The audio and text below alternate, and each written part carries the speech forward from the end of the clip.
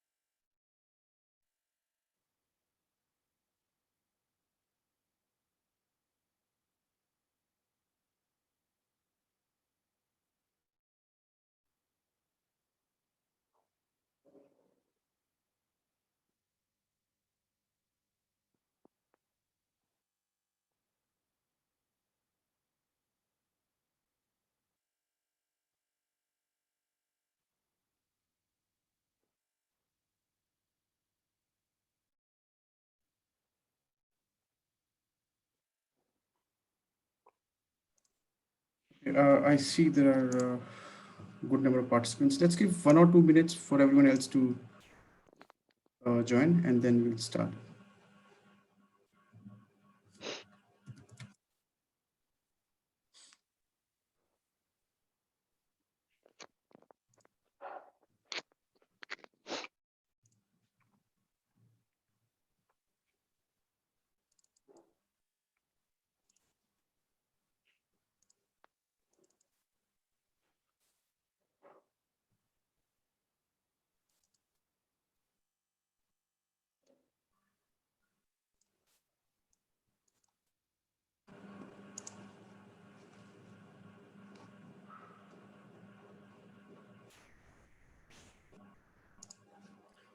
Okay, meanwhile, everyone starts. We'll start the training with a video, and after the video, when everyone joins, then we'll start the session.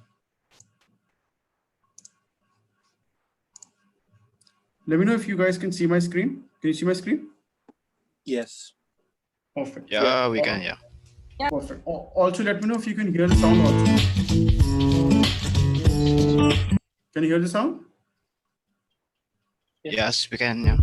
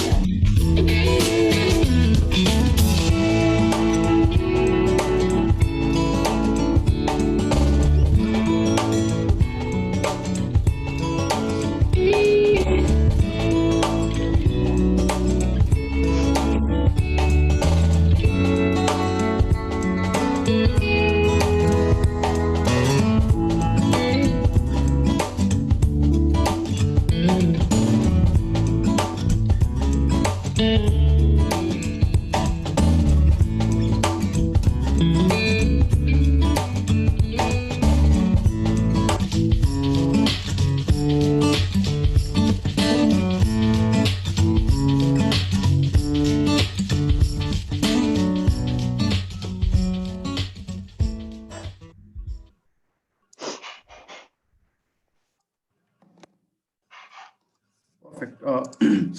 Any question that anyone has from yesterday's session before we begin the class today? Not particularly on yesterday's session, but I was just wondering, are there any handouts or materials that would be distributed to the participants? Did you not get any material? So far, I only had the syllabus. Chicken, well, aside from the recording, fried rice or chicken kosha, খাবার আলাদা আলাদা packet. Sorry? I think there's someone else speaking. So Yeah. I'm asking, you did not receive any course material? Mr. Gautam Datta, can you please mute so that we can listen to the class? Yep. So you did not receive any course material yet, right? Well, we had the recording, but as far as the printed handouts or electronic copies of the handouts are concerned, we haven't received anything. Okay. Okay. So no worries. Let me check with IMC, and then I'll let them know that you guys have not received anything. So they will share the course material with you. Yeah, Yeah, in fact, thank you. none of us have received. That was my question too, so that, if you receive it, it becomes easier in the class. I understand. You are right. So Thank you. I have to check with IMC. They should be sharing something. They will do that. I got the material on their website. When you go to your paid fees, there you can see a view, and there you can click and you get the course material. Okay. Okay. Perfect. And Perfect. the links to the books also. Okay, great. So guys, you have to probably log into their LMS, and from there you can download the course material. But you try it today after the session, and then if you still are not able to download anything, then let me know. Sure. I will check with Got IMC guys. Okay, perfect. So let's begin today. And good evening, everyone. Once again, good evening, good afternoon. We'll do a small recap of what we did yesterday, and from there we pick up. Yesterday we talked about what is lean and what is Six Sigma as a methodology. We also talked about that what is Six Sigma level of quality. Here we are talking about 3.4 defects in a million opportunity or transactions. That's what that's the meaning of Six Sigma as a quality level as a methodology. We then talked about that we need to find the right customers for our problems, and then we need to collect the customer's requirement. That's what we do. So when we understand, but the customer requirements can be very vague, it cannot be very clear at times. So we need to convert it into measurable requirement that we call as CTQ or critical to quality. So we convert the customer requirement into measurable requirements and we call it CTQ. But there can be many requirements that customer can come up with. So those requirements need to be prioritized. In order to prioritize the requirement, we use a method called as Kano model. Kano model divides or prioritizes the customer requirement on 3 parameters: must have, good to have, and delighters. These 3 parameters we have. Once we have this information, we then put together all the information into a document called as project charter. Project charter as a document help us to understand the entire project that we are going to do. It details out all the critical information about the project, the problem statement, the business case, team, milestones, goal, and this is scope, in scope, out scope detail. Once we have a project charter ready and we have developed the team that will be working on that project, we then assign the roles and responsibility to each team member using a method called as RACI diagram. Responsibility, accountability, consultation, and inform. These are the 4 parameters of the RACI diagram. We also prepare a communication plan to share the status of the project to different stakeholders and the parties involved. And that is what we did yesterday. Any questions on so far on these points? Okay, perfect. If we are good, if we are clear here. So yesterday we were talking about process mapping, where we talked about how do we develop the key metrics. We talked about there has to be a process metric needs to correspond to a output metric, and output metric has to correspond to an input metric. So we are going to map our entire process. And to map the process, we will be using a method called as SciPoc. But before we go to the process mapping method, I'd like to tell you what are different types of what are some guidelines that we should understand before we do a process mapping. When I say mapping of process, basically it's you put your process into a graphical manner, then it is written on an SOP. Normally processes are written as a standard operating procedure. So apart from that, we like to visualize the process, wherein we like to understand how the information is flowing from one end to the another. What are the key steps? What are the outputs of those key steps? And what are who are the customers who will receive those key outputs? What are the inputs that a process requires? and who are the supplier that provides the inputs. As a matter of the same, how your process should be one of these three. So a question to the group. There are three methods a process can be mapped. What do you think it is, what it actually is, what it should be. So when you are trying to understand the current state of your process, what do you think will be the right approach on these three? 1, 2, or 3? Group. What it should If it be. is an existing process, it should be what is actually is.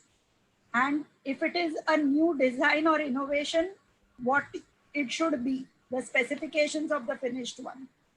Absolutely correct. So if you're trying to improve the existing process, then we attempt what it actually is. Irrespective of how it happens or how it happens on paper, that's not the point is. Point is how it is actually happening right now. For example, I was training a participant from Michigan University. This participant works in the Michigan University. He said that he works for students' accommodation program. So there are 15,000 plus students who study in Michigan University. And every year, thousands of students come and they allocate rooms to all these students. It's because it's a residential program. So if he wants to understand how this entire room allocation process happens in his university, now there is a standard process where you apply on the website and then you come to the campus, you again have to fill up a form. Now this filling up a form is not a step in the process because filling up your details online is what the process is.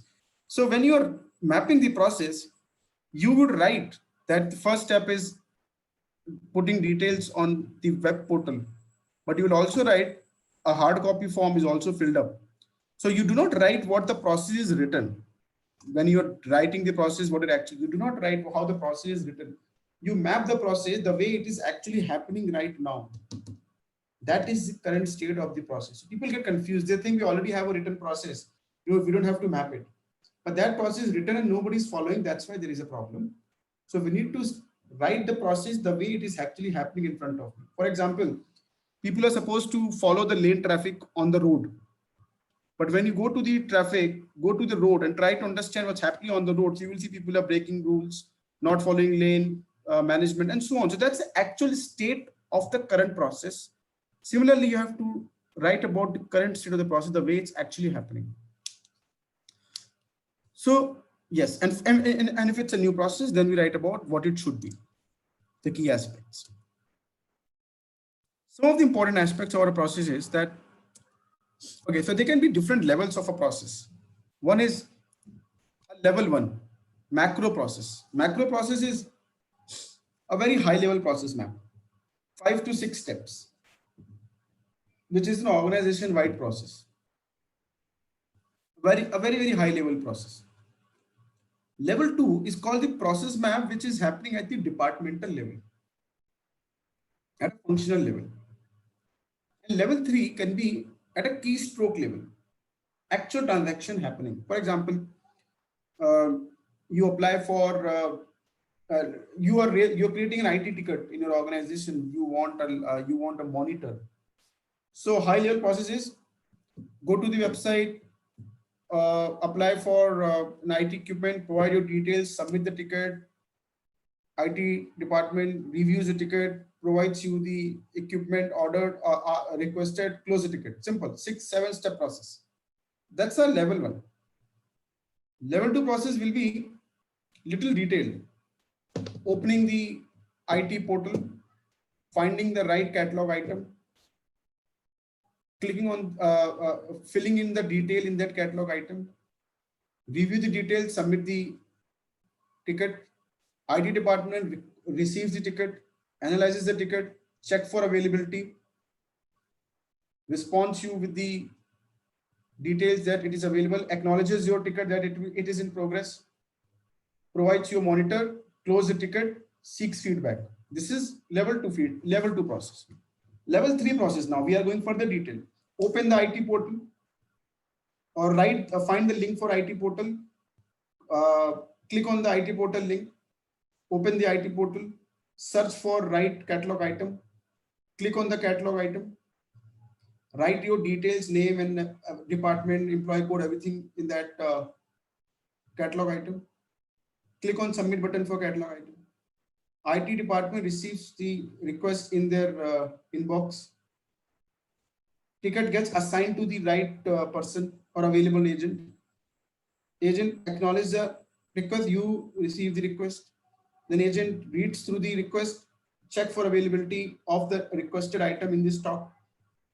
If it's available, they will respond back saying your ticket is in progress and you will get it in 2 days. If it's not available, they will simply tell you it is not available. We'll provide you in 7 days. And then you receive the monitor from IT, you get it installed, you acknowledge the ticket is closed. So you see, in the third level, I'm detailing it out at every single step I'm writing here. So process mapping is done at a different level, but in the define phase right now, we are launching the project now. We only have to look at a macro level, because this level, which I was mentioning, the third level, the micro process map, we don't do it now. If we are following a DMAIC methodology, we'll do later on. As of now, we only need to do a high level process map. So as of now, we look at a high level process mapping. And to do that, we shall use a method called as SIPOC. What a SIPOC is and what does it do? A SIPOC will look like this, where you have a supplier, input, process, output, and customer. 5 elements of a process. These 5 elements of a process, the middle one is the high level process, 5 to 7 steps. That's what we had been talking, 5 to 7 steps. We write those 5 to 7 step high level, and then we write the key outputs that this process produces. And then we write in the customer column who receives these outputs. Who are the customer who receives these outputs? So there is no standard way of preparing a SIPOC, but it starts with P, process, then we write the output, then we write the customer, POC. Then we move to I, which is input. What are the key inputs in a given process? And who are the key suppliers for providing those inputs? So we go to POC, INS. That is how we normally do it. But the question is, like, this kind of process mapping that we do, which we are doing as a SIPOC, how does it help us and what does it do? Yesterday we talked about that process mapping tool should help us to give the key metrics from the process. Like we talked about output metrics, input metric, and process metric. So whichever metric you are improving in your process, it needs to be one of the key metrics, be it output metric, process, or input metric. Because if you are trying to improve an output metric like quality, quality is an output metric. You cannot improve quality as an output metric if you are not able to understand the corresponding process metric and the input metric. So SIPOC helps us to find the related metrics in the process. In order to improve one, you have to improve another one. That is why we need to have a SIPOC here. Then help us to find the connect and the relationship in different elements. Second thing, SIPOC prepares a boundary of the project that we are going to work upon. What is boundary of a process? Is there anyone from the accounts payable department in this team? Accounts payable? Anyone from, anyone? Finance generally, but part Yeah, of my finance function is to manage. Yeah, I'm from AP accounts as well. receivable. Okay, but you understand the accounts payable process, correct? Yeah, Of course, our shared service has got AP, AR, everything in Perfect. So perfect. So I was working on one of the projects long back, which was to reduce the which was to improve the on-time payment for the vendors. there was a certain target that has to be met, and on-time payment for vendor was not at all we were meeting. So now the question to the group and people who are especially who understand the finance and accounts payable. So for the benefit of everyone, I'll explain what we are going to do here. So let us say you are the purchase manager of a company. You guys can correct me if I'm wrong. You are the purchase manager of a company and you purchase some products. For example, you're purchasing a computer monitor. A lot of monitors for the new employees who are going to come. You are purchasing monitors for them. So when you purchase anything for a company, you prepare a PO, purchase order, you create a purchase order. And let us say the vendor here is HP. HP will provide you the computer monitor. You create a purchase order and you give it to the vendor. Vendor will then provide you all those monitors, what you want. After you receive the monitor from the vendor, which is HP, vendor will raise an invoice that these many monitors have been provided and this is the total cost that I need to be paid. And you have an agreement with the vendor that since the day we receive the invoice, we will clear your payment in 30 business days. Let us say this is your arrangement with the vendor. You receive the invoice. So now my question is, when does the process for paying the vendor starts? Because if I am improving a metric called as on-time payment, so how will I measure that turnaround time, which is making payment to the vendor? So when does my clock start ticking for paying the vendor? As per the payment terms agreed in the PO. Yeah, but the question is like, okay, this is again a little high level. The operational definition that you spoke is not clear. It has to be absolutely measurable. So when do you receive the invoice? That is when the clock starts ticking, or when the vendor creates the invoice or sends the invoice, that's when it begins. Or when you allocate it to one of your team member in your team, that's when it begins. When does it begin? When does the accounts payable time starts to make the payment? When I receive the invoice. That's right, when you receive the invoice. So when you receive the invoice means when you receive the invoice means when in your system, in your inbox, or when you assign it to someone and that person starts working, then it starts. So when does it start? When you receive it or when you assign it? Well, When part the of supply the is received. yeah, Sorry? part of the measure is that when you receive the invoice, the clock already starts ticking when you allocate or when you assign that invoice to your accountant, because that should be part of the metric, or that should be part of the number of days that the invoice is measured. So part of the process is actually assigning that invoice to a certain accountant. So definitely it would start when you receive the invoice. Okay. So we all are agreeing that the process starts, clock starts ticking when the company receives the invoice in their inbox and they send an acknowledgement to the vendor. Can I say that? Yeah, that's right. Okay. So why I was quoting this example because when we were doing this SIPOP to improve the process on-time payment, the metric we wanted to improve, we wanted everyone to have this understanding that the process does not begin that when vendor has sent you the invoice. When the company receives invoice and you send an acknowledgement to the vendor, from that date and time stamp, the process starts. Okay, so now next question is, when does the process end? So what happens in the process? You receive the invoice, you scan the invoice, or you manually enter the invoice in your SAP system, whichever system you are using, vendor management system. Then you validate the invoice, or if all details are correct, then you approve the invoice and then you send the invoice, or you call it posting the invoice for the payment. That's a typical process. So you posting the invoice for payment means is the invoice is out of the accounts payables process now, and now it is gone to the treasury department. Treasury department will receive the details of invoice to be paid, and they will check in their master data.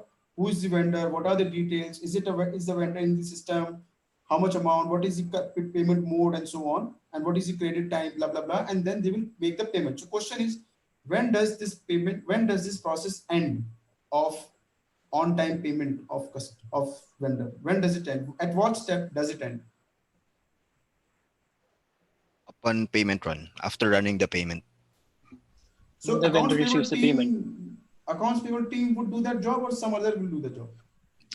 Well, it varies. Some companies, the whole AP department does that, but some other companies, they have a separate treasury department who Treasury team, yeah. actually executes the payment. Right. They have But a payment regardless, trading the center, process yeah. ends after the payment run has been executed. Okay, so we are agreeing that even if your organization has a separate treasury department, but we are agreeing that the scope of this project talks about two processes, the accounts payable and treasury. If your accounts payable is doing this process end to end, then the scope stays with accounts payable. But we agree that the process will end when payment is processed and it is sent for payment to the bank. That time and stamp will mark the end of the process. So this is the boundary of this process. This is very clear. So the same boundaries we write in the SIPOC. So this process that we just mentioned, the first step, receiving the invoice and sending the acknowledgement to the vendor is the step number 1 for on-time payment process.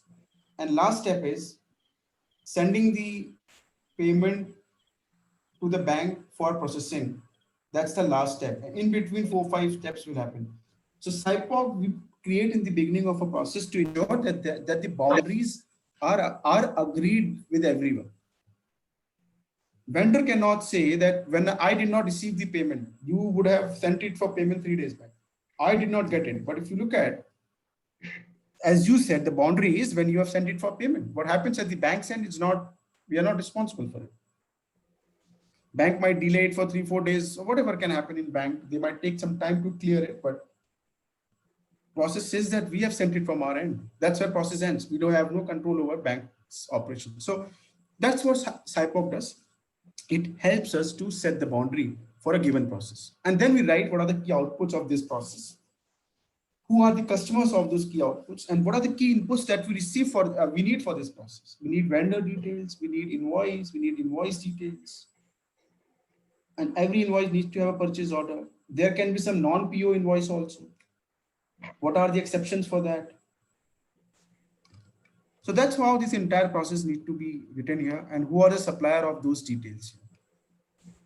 That is why we need to prepare a SIPOC when we always begin a project, so that it helps us to understand what is in the scope of this project.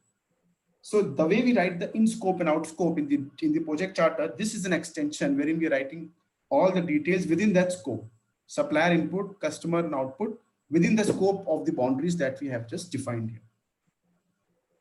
Any questions from anyone so far? Okay. Perfect. If there are no questions, then we move on from here.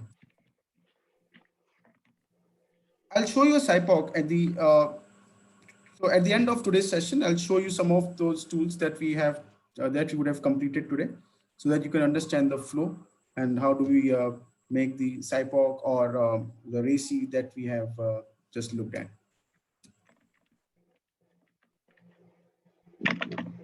There's one more document that we prepare here. We have not mentioned in these slides here, but let me just talk about it. That document is basically,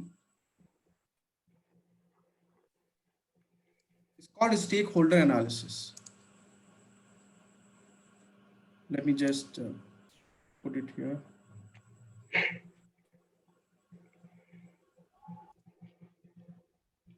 Let's say you have 5 stakeholders, John, Max,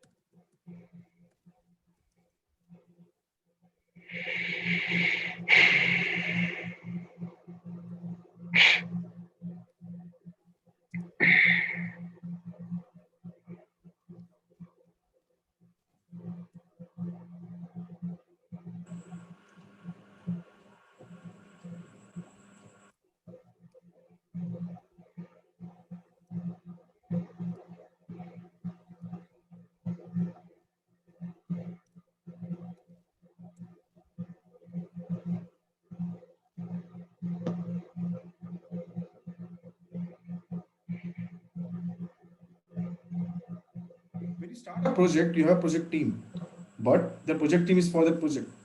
But there are certain stakeholders that are very critical to the success of this particular project. They are not part of the project team, but they are the senior leadership. Without their blessings and support, you cannot move ahead. And even if you're moving ahead, they can influence your entire project, the success of it. So when you begin a project, you have not even created a charter maybe, but you would like to check the pulse of different of the senior leadership and the people sitting at key positions. How do they feel about this project? What are their views on this project? Are they with me? Do I have their support or not?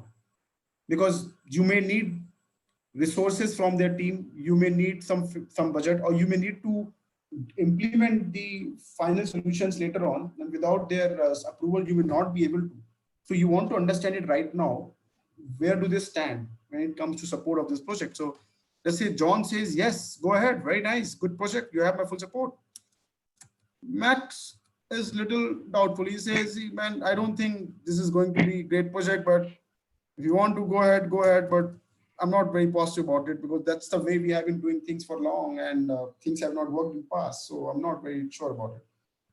Michael says, okay, fine, go ahead. I mean, I'm not too excited about it, but I'm not negative also. I mean, let's give it a shot. Let's see what happens. That's what Michael says. Karthik says, yeah, go ahead. Looks amazing. Very good. Full support. Anything you need, let me know. And then Jacob says, see, that's not how things work here.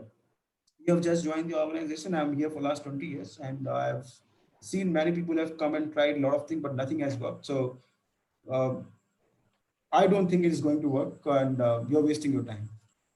That is check. So you are managing two things in a project. You are doing your data analysis. You are collecting data, analyzing, improving process, designing solutions, finding root causes. That is one battle you are fighting already with the data. Another battle that you have to fight with the people. Right? And let's not call it a battle. It's basically a stakeholder management. You have to manage all these stakeholders simultaneously.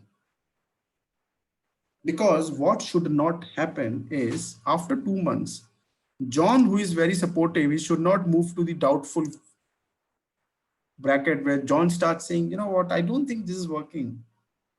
I think we need to stop this, or we need to slow it down or put it on hold. John should not say this. What should happen is that Max, who is doubtful, he should become positive. And Jacob, who is completely against it, he should at least become neutral, if not positive. Because if something fails, if you're not able to deliver the right outputs, then Jacob will say, I knew it. Max will say, see, I was already telling you that it's not a great idea. You wanted to do it, so I said do it, but I was not very sure. So these people will get the affirmation. So your job is to manage these tough stakeholders. They are tough stakeholders. So you have to manage their expectations. So you do not only, so when I say VOC stands for collecting the requirements. And you collect requirements from all these stakeholders. And so you manage the expectations in the entire project at different levels. And their expectation is actually the perception. You are managing perception throughout the project. These guys think that this is not a good idea to do it. But that is what you have to do. You have to ensure Six Sigma can deliver results in the organizations. So when you start the project, first time when you start a project, it is always a little cultural challenge because people are not very positive about it. Any kind of change, initially people resist. If they're asked to change their ways of working or the way they look at things or the approach or perception, initially change is always difficult, but at the end, it becomes easy. So this is the initial stage of any project that you will be running. People will be against it, but your project has to have that communication that you would have built that should show them periodic results. So they should agree that yes, this is a good project. It's going in the right direction. So that's what we do in the entire define phase. So define phase is basically project management. It's some high level details that we have just talked. the real work, the real data analysis begin from the measure phase, which we're going to talk now. This was only to kick off or launch the project. So basic project management is what we have just gone through. So what we should have done in a defined phases, some of the key expectation from defined phases. You need to have project team which is identified and representing the key stakeholders. Project plan should be there. Project team should be launched. Project charter should be validated, which should have benefit types, opportunity problem statement, goal statement, high level process map or a SIPOC you can say. That should have been created. Stakeholder analysis communication plan should be completed. And if there are any risk that now this is not a mandatory thing, it is good to have them. If there are potential risk in the process, it's called feasibility study. When you begin the project, you always would like to understand what could potentially go wrong in this project. What are possible? So we do a basic risk assessment. We'll talk about this assessment later on also, and we'll use the same method for launching a project, but we cannot talk all of them together. So we have divided these activities phase wise. Any question from anyone before we move to the next phase?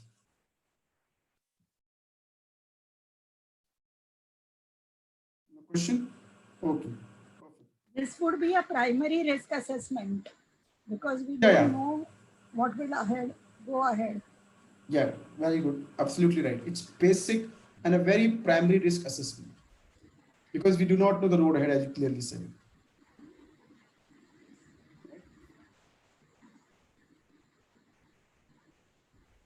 So, as I said, that after each phase, there is a toll gate review.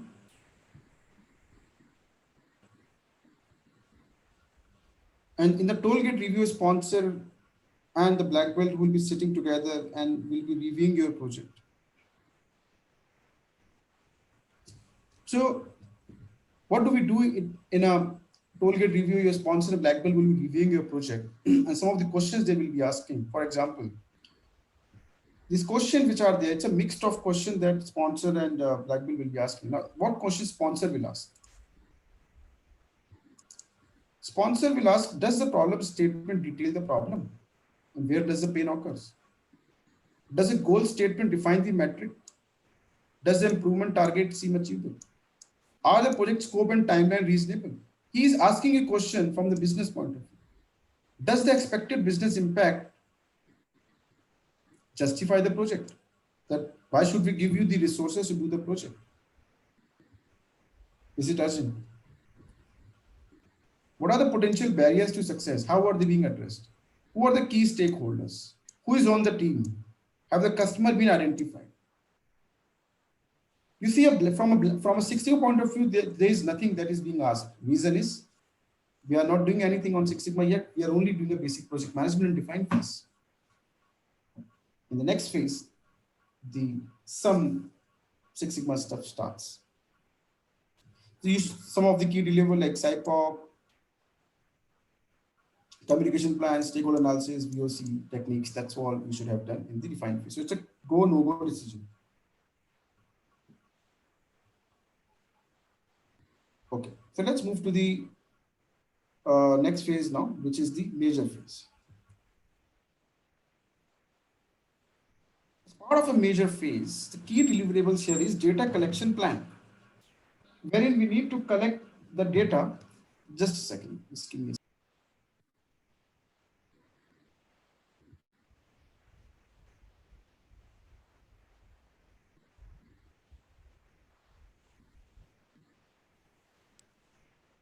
So the key deliverables of a major phase is to collect the data for the problem that is in question and collect the data and then try to see what is the current state of that problem.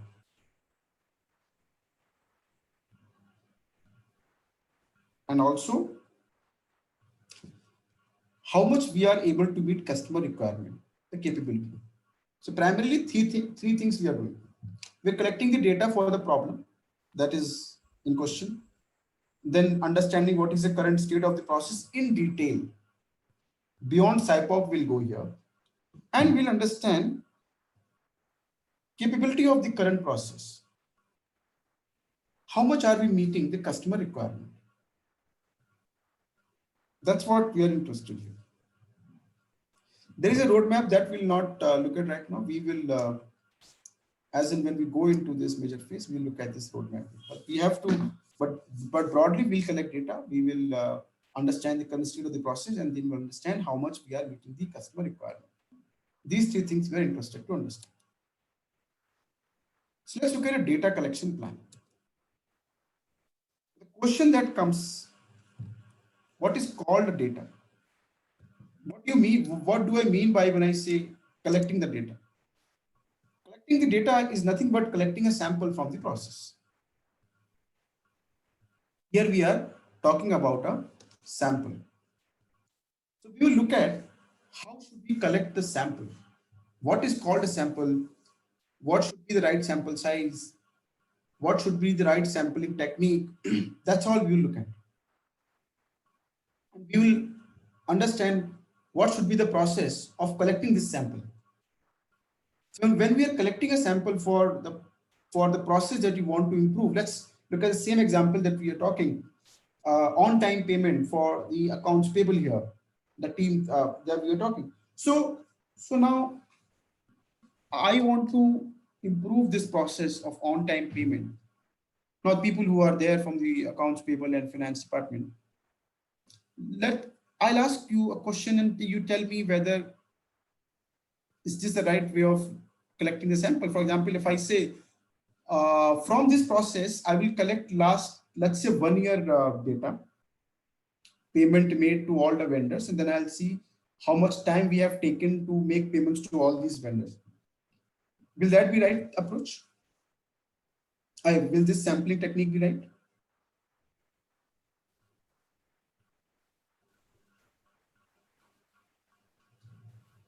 Guys, what do you think?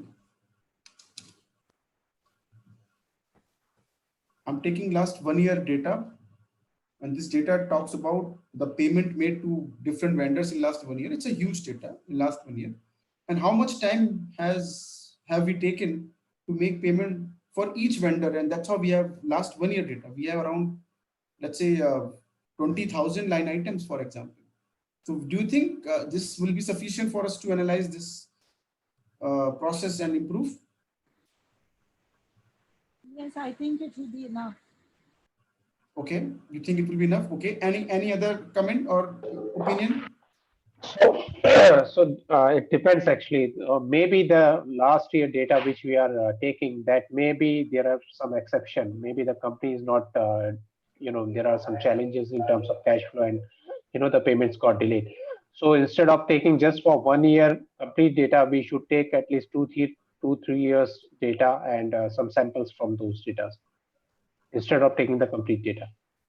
Okay, so what you said is correct. Technically, it is correct, but you remember in the problem statement, we said that we also write about in the problem statement, since when are we facing the problem? Remember, we said this. Right. So your sampling technique and data collection time should also match with the time that you have mentioned in the project charter. For example, in charter, you are saying that we are facing this problem from last 1 year, because in last 1 year, you will see the on-time payment percent. You see, we are not able to pay the vendors on time, but this percentage has suddenly gone up in last 1 year, for example. So if you look, so here in this case, if you look at last 1 year data, that's when problem suddenly went up. That will be the right approach. So the point is that whatever data you are collecting, the time that you have selected, the time should match since when the problem started happening. Otherwise, what will happen is you will either have huge data that you cannot analyze, or you will have very less data that you cannot analyze. So keep the timing in mind that you have put in your charter. Okay, that is one thing. So as I said, okay, so that was about the size of the sample that lasts 1 year or 2 years. But if I talk about this overall approach, when I am just collecting a sample from all the vendors of last 1 year, will this be a right representation of all the entire population of all the vendors? That I am not sure. how can I say this 1 year sample will include include the entire thing, the entire all the problem that we have? That 1 year data will include everything. And so what does it mean? What is the meaning of this statement? So let's understand from this and then we'll understand that. So first, in a data collection plan, some concept, some basic guideline is, why are you doing this? Define the objective. Operational definition is the same thing. Like, what constitutes, what determines the on-time payment? The time and stamp between receiving an invoice in the company and acknowledging it, and the time and stamp when you send it for payment to bank. So the time between these two time stamp will be equal to time taken to process an invoice. That is the time we are talking here. So that is an operational definition. And that operational definition, nobody can challenge because this is very, very specific. But if you write operational definition like when the time taken between acknowledging the invoice versus sending the invoice for payment, the time taken between these two events will be operational definition. So now counter question will be, what do you mean by acknowledging invoice? Do you acknowledge on email, or you call the vendor, or how do you acknowledge it, and when do you acknowledge it? Is there a timestamp? And sending payment to bank, again, how do you do that? So it can be questioned. So operational definition cannot be questioned. It should be one definition. So data collection or sampling plan talks about operational definition. That's very important. Then it talks about data collection. Then it talks about data display. So this is just basic guideline, but let's look at it into a real form. And I'll show you an example also of data collections that will become even better. Let's look at the process. What all do we need to have a data collection plan? Data collection plan for the process that we are going to improve here is, it talks about what are we measuring here? What kind of causes you will analyze? What kind of tool will be required? It's like a manual collection or download the data. What will be the sample size? Sampling method. Who will collect data? Where can we collect the data? When will we collect data? What kind of assistance will be necessary? So let's look at an example wherein I'll show you actual data collection plan.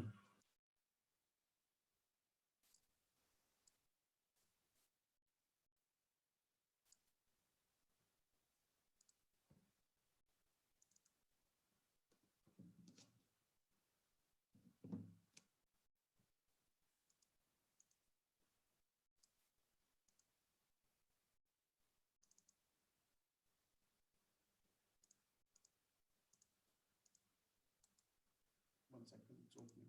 Taking a little time.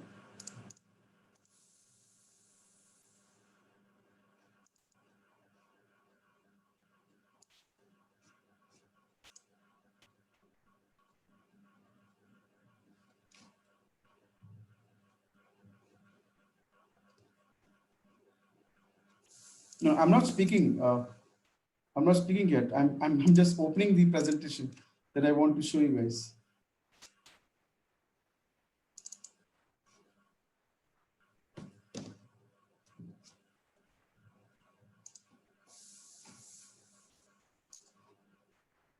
So this is an actual data collection plan.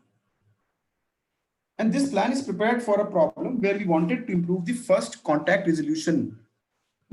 So there is an organization that receives the customer request, and they are looking at those number of requests that they can resolve without any further information required from the customer. So it's like you receive the requirement, you look at the requirement, and you are able to resolve it. So that kind of resolution is called as first contact resolution. But if you receive the request from the customer and then you need more information, you go back to requester. So that kind of request will not be first contact resolution. So that percentage we want to improve, that we are able to resolve without any further assistance. And that percentage is 72%. We want to improve it to 90%. This kind of data collection we prepare. When we talk about the process is USDM, data management, US data management. What is the parameter to be measured? First contact resolution. What kind of data is that? Now this discrete is something that we'll talk later. We'll just talk right after what we are just discussing. This is the operational definition of first contact resolution. See, it simply says Percentage of tickets responded without seeking any further information from the requester, except what is available in the ticket. And what is the formula? Number of tickets resolved as immediately closed versus total number of tickets. And stratification factor, I'll talk about the stratification factor, but these are various categories in which I'll collect the data. Like I'll collect 11 months data, filter by the closure code, year, at least 100 tickets should be received. First contact should be at least less than 80, no seasonal ticket. So different categories, and I'll collect data from all the categories. I will get this data from a report, which is here, name of the report, who will collect it, where will we save this data, and when will we collect this? Every month, and what would be the total sample size? 457 tickets. That's a kind of a sample plan we prepare for each type of data here. If we go back to our process, everything that you see in this slide, basically, I put together everything in this format. So at the end of the training program, I'll also give you an Excel sheet which will have multiple templates for different type of things that we are doing. You can use those templates also for your projects that you might be doing. So let us try to understand different types of data, because the data that you are collecting, as I said, you have to collect data for the problem that you want to work upon, and that data that you're collecting can be classified into two types of data. One is called discrete data, or another one is called continuous data. And I'll be asking you this question multiple times in this entire training session till the last session. What are different types of data? Why it is important to understand different type of data? Because basis that only different analysis will happen. Entire statistics is based on different types of data. Two types of data, sorry, discrete and continuous. Different type of tools that we'll study in this training program, they are based upon different type of data. So let's understand what is continuous type of data and what is discrete type of data. So continuous type of data talks about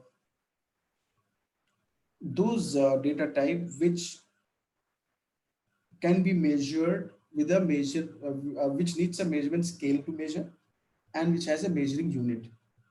And if you break that data into smaller pieces, it still has a meaning. For example, let's say length. Now length can be measured, let's say, what can be the highest measurement for a length? Meters? Kilometers? Distance is kilometers. Smaller version of kilometer is meter, it's mile, then kilometers, then meters, then feet, yard, inches, centimeter, millimeter, nanometer. That means is that if you will have different objects at home or around you and you want to measure each of them, and these are different measurement of the same metric called as length. There is a length of your mobile phone, length of your home, length of a road. Length of a road is in kilometers, length of your home is in feet, length of your phone is in inches. It's the same metric, length. You see, length as a metric, I can divide it into as many different types. It can be millimeter, centimeter, inches, feet, kilometer, and so on. But it still has a meaning, which is length. So these types of metric like length, weight, temperature, distance, experience, age, they're all continuous type of data because they do not lose the meaning. Even when I break it into smaller piece, it still has a unit attached to it. The smaller unit of length is millimeter, nanometer. Bigger unit of length is kilometer and mile. 2.3 kilometer makes sense. But there is certain type of data that do not have a measurement unit and there is no scale. For example, data that you count. We have 27 participants. We are counting it. So count data. The count data is also called as discrete data. 14.5 participants. No, it doesn't make sense. Moment I broke it, it loses the meaning. There is no relevance of 14.5 participants. So count data is called discrete data. And you will see a lot of type of count data around you when you start working on the projects. So count data can also be different type of categorical data. A lot of type of categorical data is also called as count data. So if you look at different type of categories, for example, there are two types of category possible when for a discrete type of, so categorical data or count data, both is discrete data. And different type of categories here we are talking. We're talking about ordinal category. What is ordinal category? Which has a natural ranking like 1, 2, 3, 4, 5, A, B, C, D, E. Rankings like ratings in the office like excellent, very good, good, satisfactory, non-satisfactory. This is an order. These are ordered data, natural order. We call it ordinal discrete data. And then we have nominal discrete data, which has category, but there is no order. For example, population, you can divide population into various characteristics like caste, creed, religion, age, income, language, state-wise. So different type of different characteristics of the population. And there is no particular order in which you would like to put it. Any order is possible. That is fine. That's called nominal discrete data. And then we have interval and ratio, which is treated as a continuous type of data. So that is about type of data that we would be using a lot in the entire training program. So let me just open an Excel sheet and then I'll ask you, you tell me what type of data is that in that Excel sheet. Let's do a quick exercise to understand on basis what you're understanding here.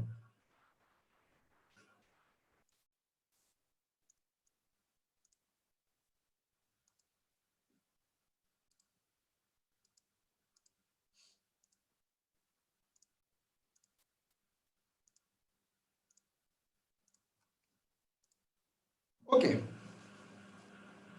Column A, type of data.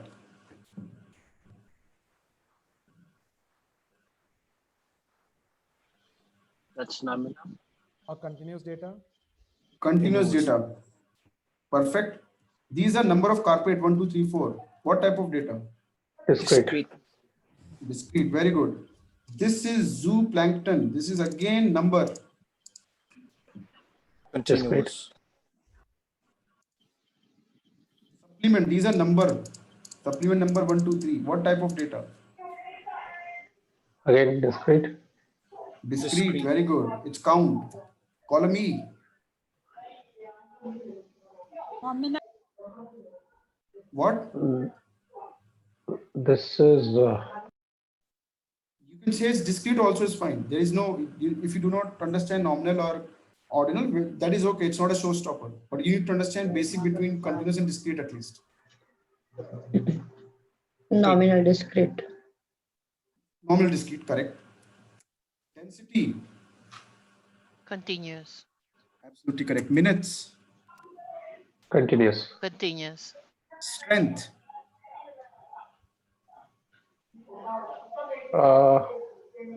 Strength. Strength is measured. Strength is measured, not counted. Yes. Yes. Yeah. So it should be continuous. Correct. Weld rejects. How many rejections we received once we are welding some things? Number of Discrete. discrete. Correct. Solving time. Continuous. Continuous. Very good. Continuous. Engineer name. Discrete. Discrete. Continuous. No. Why continuous? Name of engineer. It's a name. How is this? Yeah. How is this continuous? Yeah. Okay. Problem No, type. sorry. No, it's okay. Problem type. Again, this is discrete. Discrete. Calculator. Discrete nominal. Very good. This is, nominal. Okay. Score. Continuous. Continuous. Okay. Score. Now this is a catch here. Yeah. what happens is most of the statistical tools, they are made for the continuous type of data and not discrete type of data. So, however, the score, as you said, it's continuous. Ideally, score is, let's say, the number that you receive in an exam. So that can be treated, even if it's discrete, you can treat it as continuous. And the results will not vary a lot because the statistical tool will not be available to analyze that kind of data. So you would treat it as a continuous data. Good. Thickness. Continuous. Continuous. Yes, thickness is in millimeters. Perfect. Yeah. Okay, let me look at what else. Yes, temperature. Continuous. Very good. Glass type. Discrete. Discrete. Yeah, discrete. Yes, type of glass. Yes. Now, you know what? Now this is interesting thing. Let me tell you. So now this is what you will learn when you start working on the real-time project. This is data of a real-time project, by the way. Wherein when you collect the data of a process, now you will collect similar type of data, by the way, for your process. The Excel sheets that you that you will download will have data on different columns, right? So you need to determine which column has what type of data, because basis that only you will do a test or you will do a statistical analysis. So now glass type, it says 1, 2, 3. Imagine if the glass type was, sorry, imagine if the glass type was, let me write glass type. It was hard, 1 equal to hard, 2 equal to soft. I'm just writing anything, hypotheticals. And well, let me write it this way. Glass.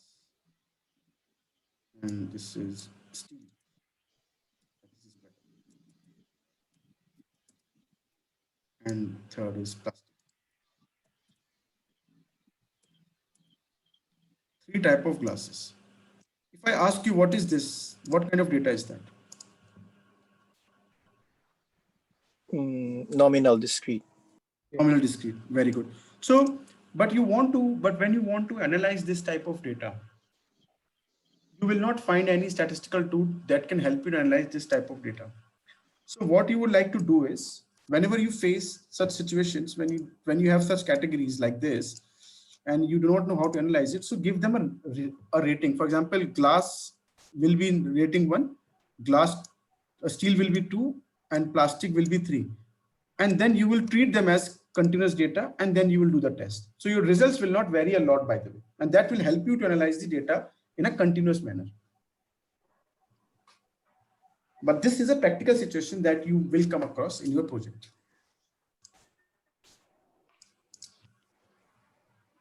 Okay, perfect. Good. So that is about type of data. Let's go back to where we were. We just looked at these examples. So now let's look at the sampling. We'll quickly go through the sampling methods here. As I was talking about, the sample should be a replica of your total population. You cannot analyze the entire population. Because let's just say company exists for last many years. So entire data since inception of the company, first of all, you will not get it. Second, it will not be readable because long back it would have been a manual work. So entire population you cannot analyze, first of all. You need to collect a small portion of the population that should be representing the population. When I say what is the meaning of representation of population, let's understand this. As you know, there are a lot of companies who do the survey when they launch a new product. So they go to the customer, they ask certain questions from them, and basis that they design the new product. A lot of companies do that.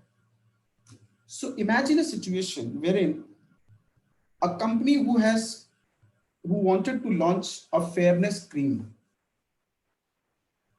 and they went ahead and what they did, they spoke to a lot of girls between the age of 18 to 25, and between this age group, they surveyed college going girls, mostly between this age group, different categories: college going girls, office going, and yes, there may be more categories, of course. So they collected the data basis on these ones, and also looked at different category like girls who are staying in the rural areas, who are staying in the urban areas, who are staying in metros where there is a lot of population and pollution both, and also different income group. Also, they looked at it whose family income is a certain level. They also looked at girls who have come from other nationalities and staying in this country, and they collected a sample from all these categories and they did a survey. And when they launched this product, this fairness cream, after speaking to them, after 6 months of the survey, for example, they launched it. But they realized that nobody is buying their fairness cream. The sale is very less. And even after working for a year, nobody was interested in buying that fairness cream. So according to your thought, if you think it from an outsider perspective, what do you think could have gone wrong in this entire thing? They may have not collected the right sample size. They have not taken the correct sample size from every category. Whatever categories you have defined here, they may have not taken the right sample size.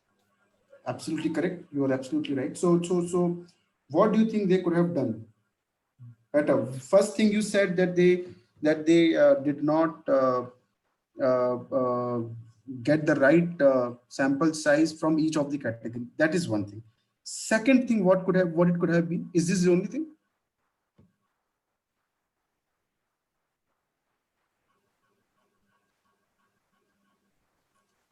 You rightly pointed it out when you said they did not get the right number from each category. But what else do you think could have been a problem, or anyone else? Maybe they did not select based on the category or segmentation. That also can be possibility. What else do you think can be? Very right. Yes. Any other opinion or insight? The right population size was not selected. Population size or sample size? Sample size. From each that category. Yeah. That someone already said that they did not get the right number from each category. What else? What else do you think?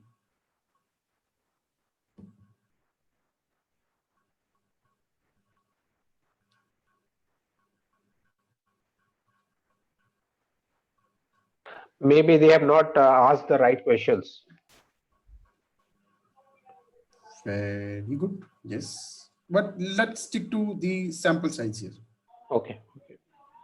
So sample size, we understood two things. One is they did not get the right number of data points from each category. Okay, now what you said is correct, but it is partially correct. So let me add one more angle to it. What if they did not categorize this population correctly? What if their entire premise of studying only 18 to 25 age group girls was a wrong premise to start with? Because this is a hypothetical situation and they only choose a age group of 18 to 25 and they did the entire categorization in that age group itself. And it's a fairness cream. Even boys can use it and they do use it. And every age group use it. So their segmentation, which they did with respect to their customer, that was a failure to start with. Now, there are a lot of case studies about segmentation of customer, collecting the requirements and working on it. I'll give you a very classic case study. And I'm sure you all would have heard about it. People who are not from India, even they would have probably heard about it. There is a car company called Tata Motors in India. Tata Motors is one of the largest car maker in the world. They also make trucks and commercial vehicles. Very huge car company. They launched a car called as Nano, N-A-N-O, Nano. Very small, cute, compact car. And they launched it at a very cheap rate. So you can say around 2,000 US dollar. And the highest bracket of that car was around 3,000 US dollar, which is very cheap car. Because their idea was people who drive two-wheelers, probably they will shift to this car because four-wheeler is better than two-wheeler. And that's what they thought. So they invested billions in that product. R&D, survey, production, distribution. But after many years, the car never really took off. Finally, they had to scrap the plant, scrap this entire model, and they were in billions of losses. So what went wrong? This is a very classic case study of sampling that did not go wrong. It was not an aspiration that they wanted, because there was no other company in India that made that kind of car. It may be somebody's aspiration that I want everyone to have a car. Aspiration is different, but when they collected they did a survey actually for that particular thing. They did a very beautiful and a big survey, and they collected a sample. And that sample they collected only from that population, that population who did not have a car. If you own a car, what kind of car? If you already have a four-wheeler, they actually excluded you from that sample. They wanted to only talk to those people who have a two-wheeler. And you will be surprised to know people who bought the Nano, most of them, 30% population was that they already had a car and they wanted a Nano as an additional cute car. So it was not the two-wheeler actually who shifted to the Nano. It was a lot of other people who shifted to the Nano. So the entire sampling assumption went wrong. That they spoke to those people who never really bought it. So how can sampling, so you see that we are here talking about improving a process. But even when you are launching a new product or a process or a service, and when you collect sample for that particular product or a service, it can lead to disasters if you do not segment or describe or categorize the population that you are going to talk. If not well, it will be a complete failure of that particular product that you are going to launch. For example, another example I'll give you here. There are a lot of websites in India. There are and most of these websites, they have, for example, there is someone who has a fashion label. This company sells designer clothes. I will not name the company. This company sells designer clothes. 5 years back, this company was not online. The people used to visit stores of that company. They had multiple stores in India. They used to visit stores and they can purchase products. But this company realized that in order to attract more customers, they need to get into e-commerce. That you can go to website, find the right cloth for you, catalog, make the payment online, and then it will be delivered to your home. Because that's where every company, I would say every company is going in that direction. And they are a very premier, very authentic and very handmade kind of cloth they actually make for the people. So they came into this particular industry. Now they wanted to launch this online thing for the customer, and they did a survey with their loyal customers who they have been a part of the organization for many years. They selected a sample of customers who were frequent customers, and they asked them these questions. How do you think, if we are able to deliver the product at your home without you even visiting the stores, how do you think it would be? The customers were very happy. Yeah, sure, why not? It would be a great thing. And they launched it. What happened? Because this is a premium brand and people like to visit the stores and see that cloth, because this is not just another product like a t-shirt or jeans that we see in different stores. It is handmade. There is a feel of it. In a very short span of time, most of the stores got closed. and the e-commerce business never took off.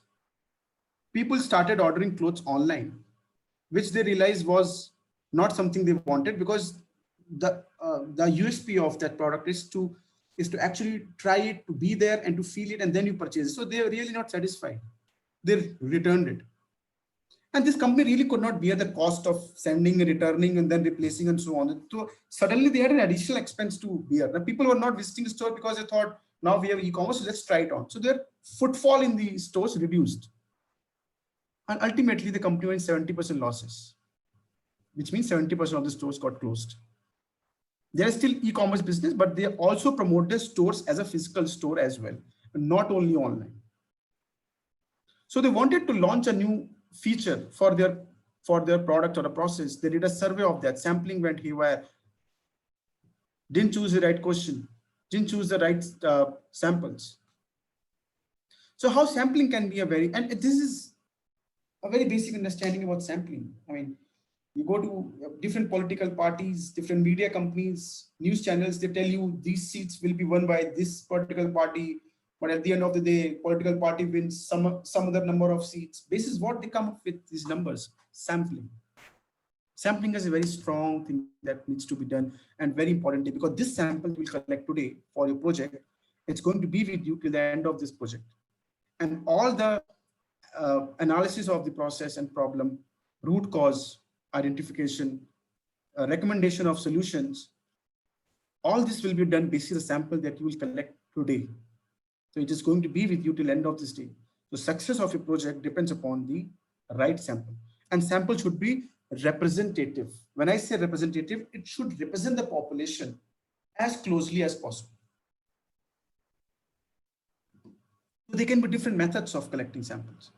The most common, unconventional, and not recommended methods can be judgment sample. A judgment sample is, I think, which I said initially, last 1 year data will be good enough. Now, last 1.5 year data will be good enough. That's what I think. This is my understanding. This is my experience. I think should be good enough. That's a judgment. Similarly, convenience sample. I cannot analyze more than 6 months or 1 year data. First of all, we don't have time. Data may not be available.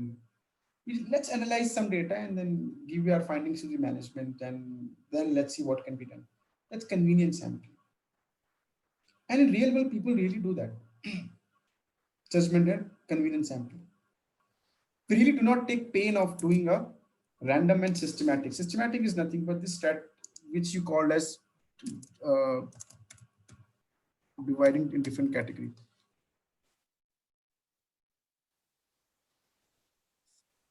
It's called systematic or stratification. So stratification is a method that we just looked at, dividing the population into various parameters. That's called stratification of the population, or segmentation, which you can also call it. And from each segment, you pick up sample randomly without any bias.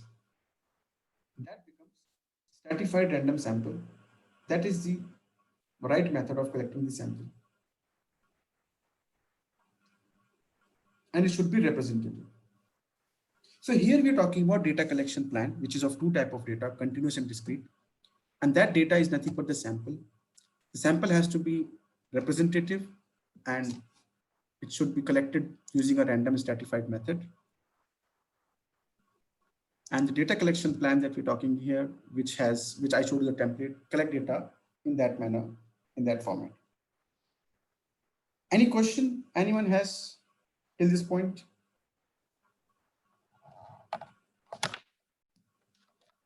Any question from anyone? Okay, perfect. So now when you have collected the data, this data is about what? Is about the process that you're going to improve. So you would like to understand how much variation exists in this process. What are some of the characteristics of this process? What is the performance of this process? This is a time then where we will look at some of the basic statistics that will help us to measure the process performance. And the process performance, which you usually which you usually say like on an average we do these many numbers. What is your current KPIs? So all the KPIs that you measure, most of the KPIs are nothing but the average number, average performance, average percentage. Take last 3 months, 6 months data and you average it out. On an average, in a month, we receive these many requests. That's on an average. So most of the time, average becomes the process performance parameter, most of the time. But is that the right way of measuring performance? That's what we have to understand in these subsequent slides. This slide, you need to be careful about some of the things which are mentioned here. So for example, we will be using some terms. So this is for population. This entire set on the left side is for population.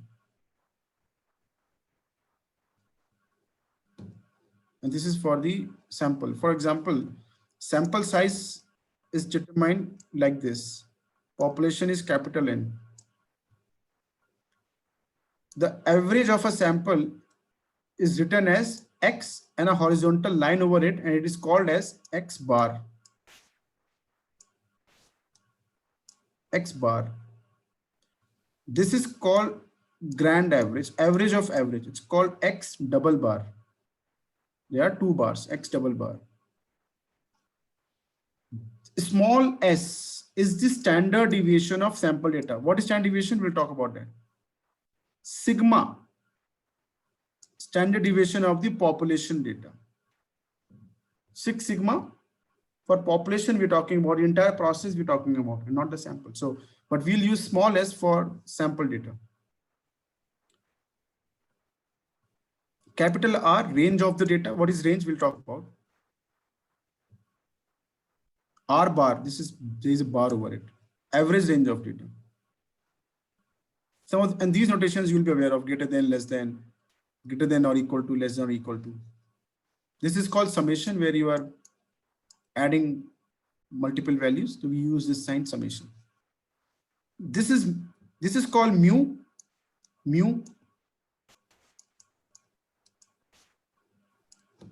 Mu is called the mean of the population.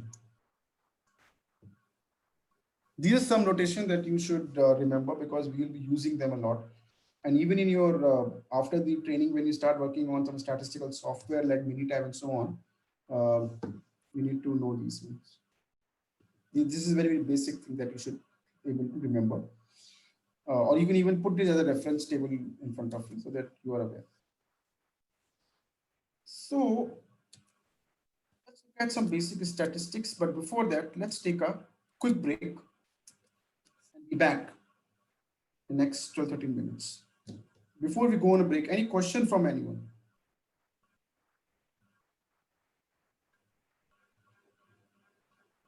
Okay.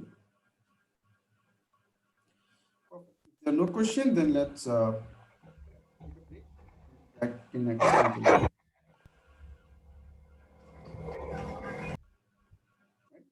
So see you guys in 10.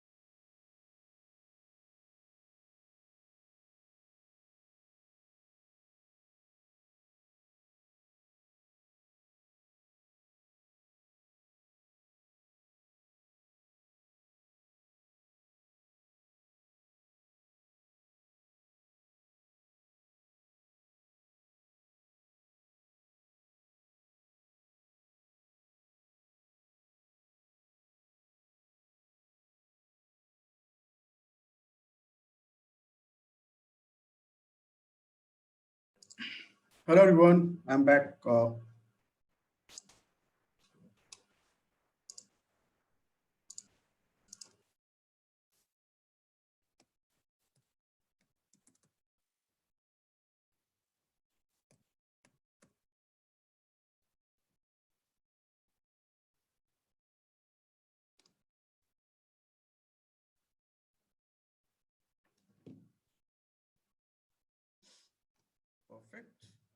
Let's, guys, if you're back, just write a yes, quick yes, or you can say yes also, so that I know that you are back, everyone.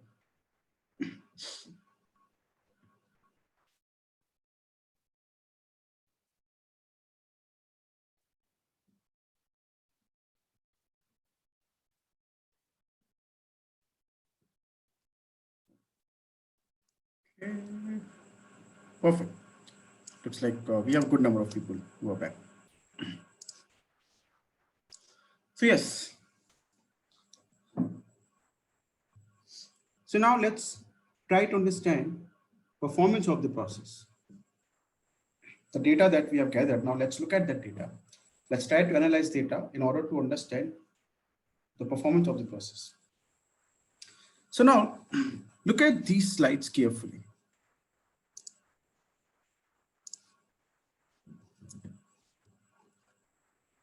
If you remember, you said it's a bell curve. Anyone said it's a bell curve.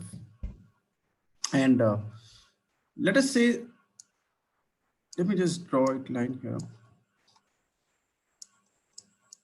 Let's say the target is that we should be able to pay our vendors in 5 business days. Minimum can be around, let's say, 2 business days. Maximum we should be able to pay it in 8 business days. Sorry, 6 business days.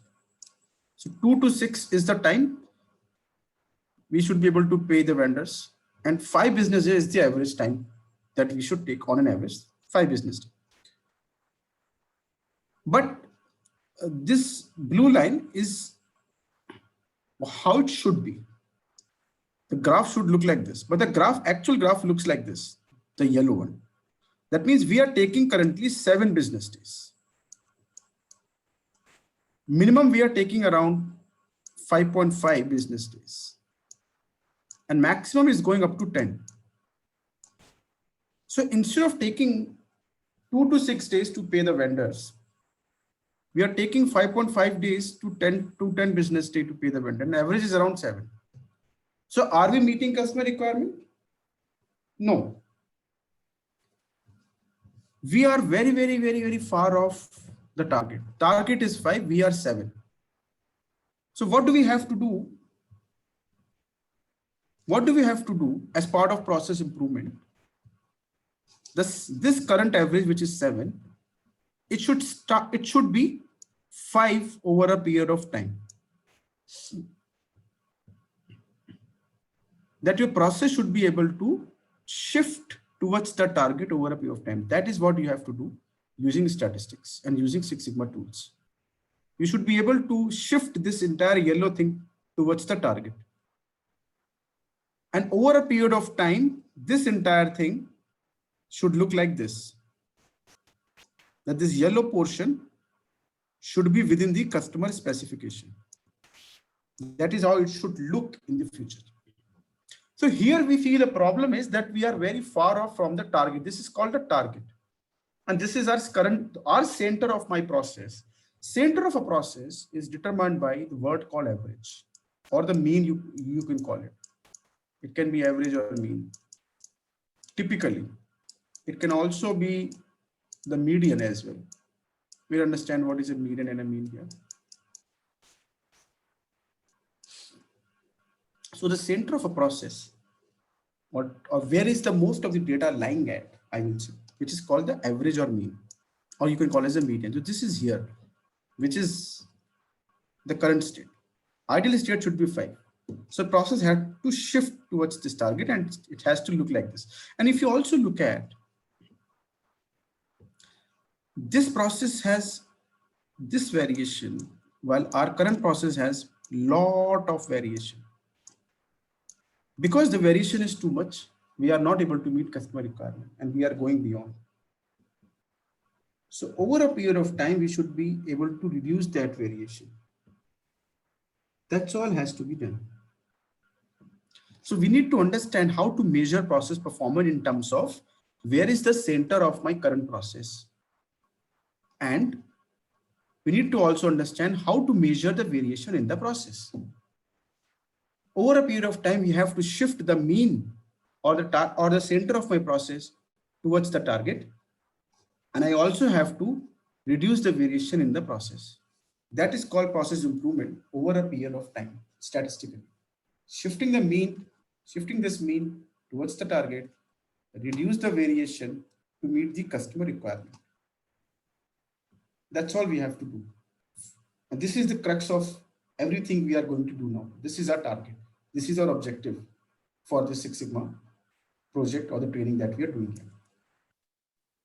So how do we calculate the mean and median, and we look at their real-time implications? There are three methods usually: mean, mode, and median. But mode is not used widely. It's mean and median which is used most widely. That's what we are going to look at. So everyone understand what is called mean or the average? A simple yes is okay from everyone? Yeah. Yes. Perfect. So now let me ask you a question. What is the average of these five numbers?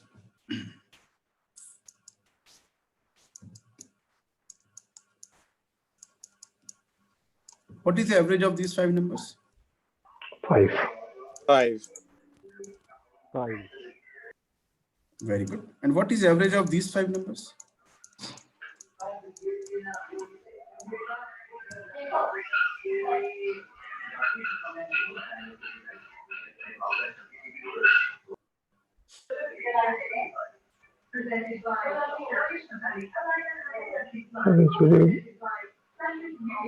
Sorry? 21 or 2.1? Is it 21? This is 21. Okay. This is 1.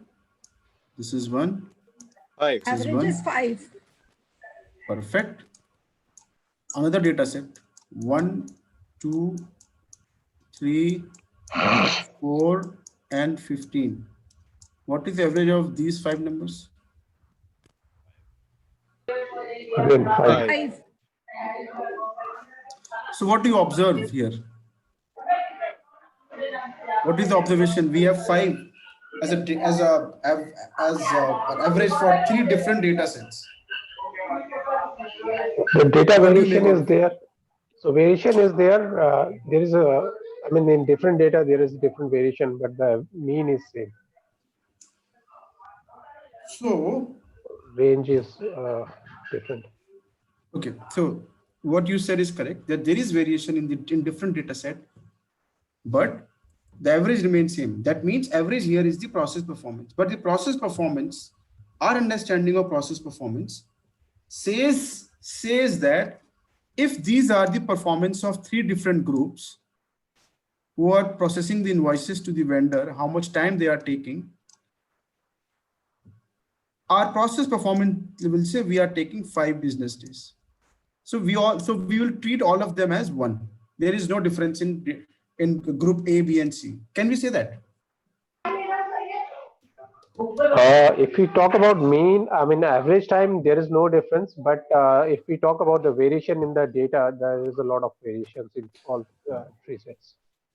But we have only 5 data points, so you could see the variation. Sometimes when you have last 1 year data and we have 50,000 or 100,000 data points, looking at the variation in the data set will not be possible.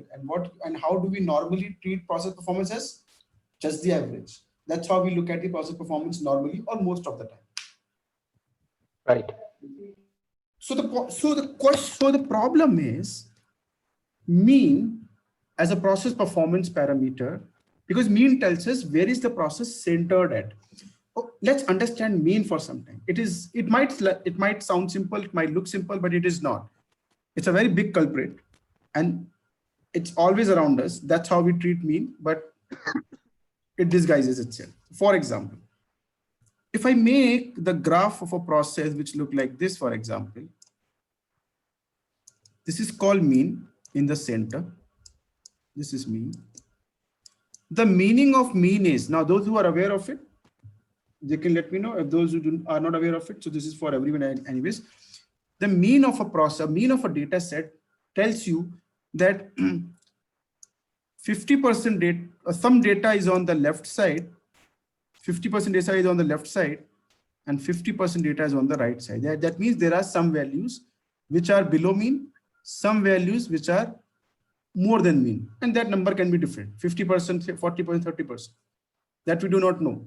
But the meaning of mean is there are some values which are less than the mean, and there are some values which are more than the mean. That's all we are concerned. That is what mean as a value tells you. So mean should also be able to tell you where is the center of this process lying.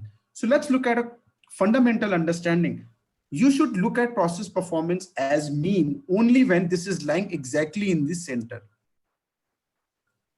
But if you look at this example, where 1111 there is no variation, but 21 a big value comes up and the mean changes to 5. So can we say that 5 is lying in the middle? No, it is not lying in the middle. Similarly, 1, 2, 3, 4, 15, average is 5. Can we say 5 is lying in the middle? No, 5 is not lying in the middle. 15, 21, they are outliers.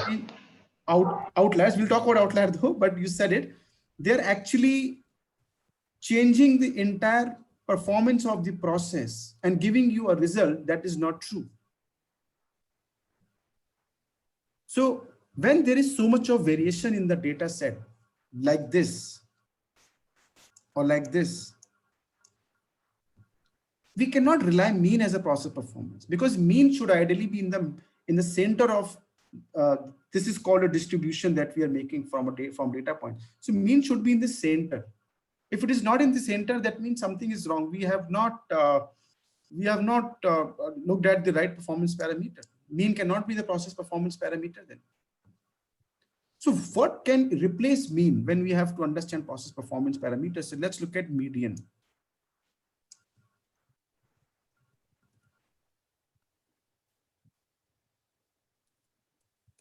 What median does? Has anyone seen median on the road? There is the divider on the road in different countries, and that divider divides the road into two equal parts. And that divider is nothing but called the median. A road might look like this. These are the lines. This is exactly equal. This is 50%. It's called median. So what median does? Let's look at this using an example in an Excel sheet.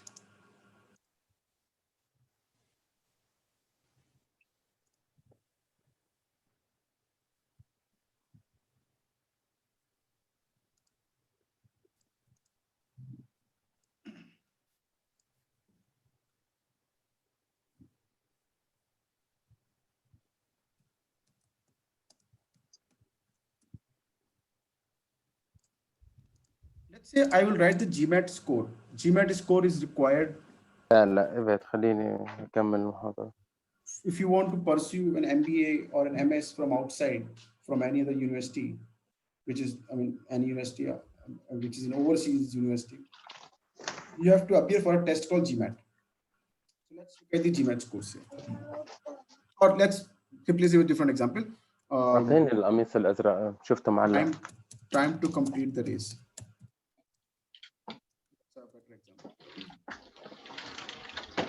There are 20 athletes who are running in a race, a 100-meter race. They are preparing for a 100-meter race for Olympic. And they are currently practicing. So how much time they take to complete the race, 100-meter race right now? These are their different timings. 11 seconds, 23 seconds, 53 seconds.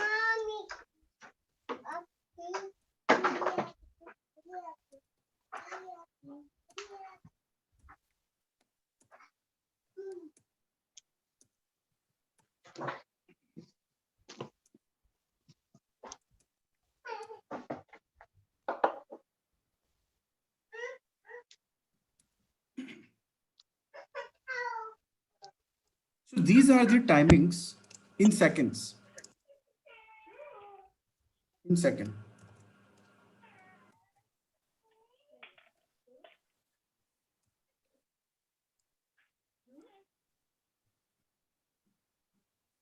These are the timing in second from each racer in each athlete to complete the race. There are 20 data points. What is the average of this group? Average is 20.95. Let me write the average here. 20.95 is the average time for everyone to complete the race. Which means there are some athletes who have taken less than 20.95. Some athletes have taken more than 20.95. That's what mean tells you. But always remember, now this is a thumb rule that you must remember from now onwards. You will treat mean as a process performance only when mean lies exactly in the center of a process. If it is not lying in the center of a process, you will not look at it as a process performance. So how do I know whether this average is lying in the center of this process? Let's try to sort this process. I would copy paste here and I will sort it.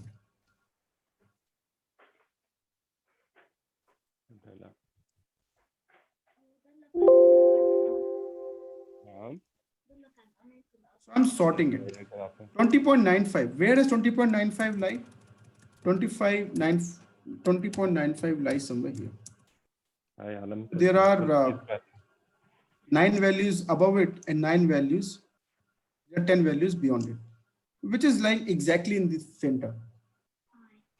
So if the mean is like this, which lies exactly in this center, you can treat this as process performance. But let us say there is an athlete whose timing is, let's say, 55 minutes, and there is one more whose timing is 54 minutes. And now if you take the average of this data set, average comes around 22.65.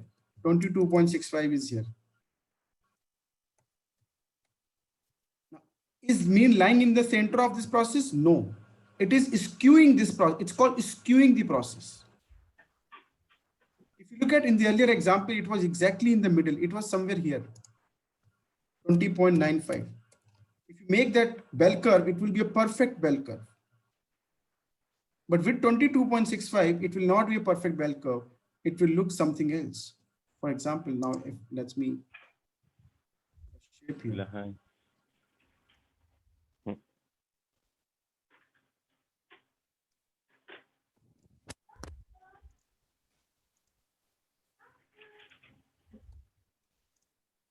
But 22.65, it will be a different.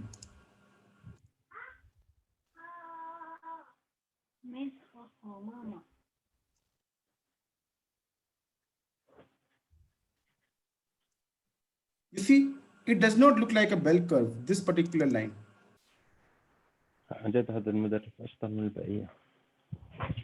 It looks little skewed towards the right side. So 22.65 will not be a process performance because these two athletes are changing the process performance of the entire group. So what we need to do is, so that means mean cannot be the right indicator. Then we will look at another method called as median. If there is a variation in this process. What is called median? Median, as I said, median divides a data set into two equal parts of 50% each. So here the median of this data set or this data set will divide, guys, and you need to be on silent if you are not speaking or if you do not have any question.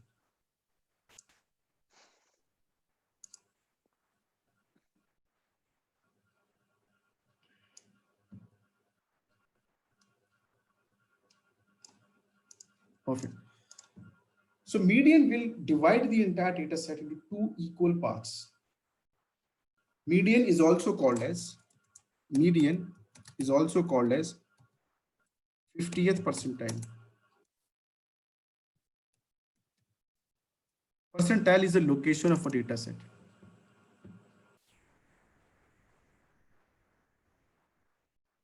How do we calculate median? Median calculation is pretty simple.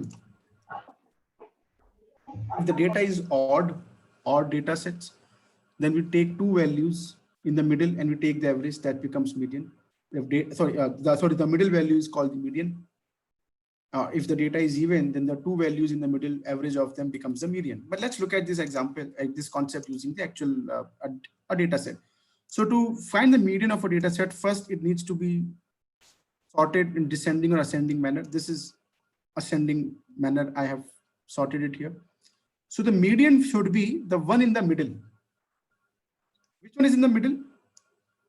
These are 9 values. These are also, so these two values, okay, 1 second. This is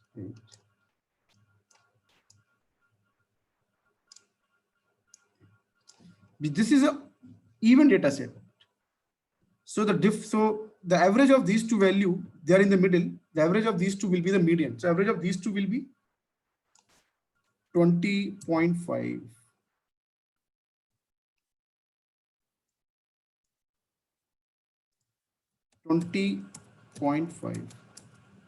This is the median.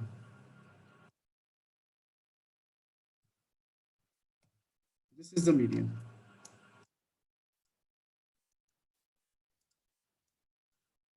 And what this median is doing, irrespective of the data, it will not matter to a median, the values in a data set. It will not matter. It will not matter 54 or 55. What would median do is, median will simply go exactly in the center of the process. It is a location. Where is the middle point of the data set? So it will sit in the middle of the data set. So median will not really impact if it's 54 or 55 or 59. It does not matter to median. It will not matter because 20.5 will remain median of this data set as it is. And what is the meaning of 20.5 here? The meaning is there are 50% athletes whose performance is whose performance is less than 25 seconds. And there are 50% athletes whose performance is more than 20.5 seconds. Or 50% athletes have taken 50% athletes have taken less than 20.5 seconds to complete the race. And another 50% athletes have taken 20.5 seconds to complete the race. That's what median tells you, which is a better indicator to understand if the process has a lot of variation. Let's look at this process. The initial data set, the average was 20.95. Median is 20.5 of this data set, same. Is there any difference in mean and median of this data set? Hardly any, almost close. So the mean and median of this data set would be very close to each other. When mean and median, they both are very close to each other, then you can choose either mean or median as a process performance, which means the center of your process. If there is a lot of variation in the process, choose median as a process performance parameter. And if the variation is spread equally in the process, then choose mean as a process performance parameter or median, any will do. But mean is recommended if variation is spread in the process equally. Idea is median should be exactly in the middle of the data set if you sort the data, and median should be close to the median. In other words, if I have to represent this graphically,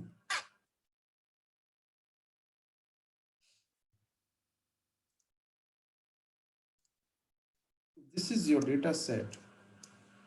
The mean is lying here. Mean should also be lying almost on the same point.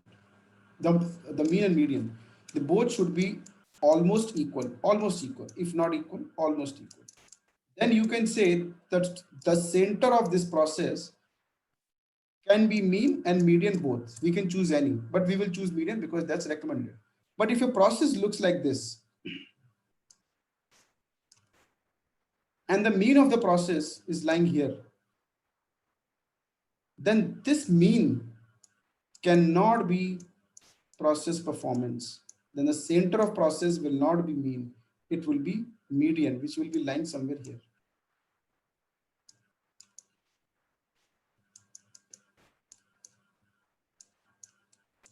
That is how we try to understand where is the center of my process lying. Is it lying at the mean, or is it lying at the median, or if mean and median both are same? We'll understand this concept more when we try to graphically analyze a process. That we'll do in the later part of this training. We'll do that. So this is about how to find the central tendency or find where central process lying. That is about finding the central tendency. Now the next thing which talks about how to find variation in the process, how to measure the variation in the process. Mode we do not look at because mode is not a common method of to understand the variation in a process, to measure the variation in a process, we use a method called as range, and we will use a method called as standard deviation. So we will use two methods, range and standard deviation. Range is very simple to understand. You have a data set, let's say. This is a data set. Formula of range is maximum minus minimum.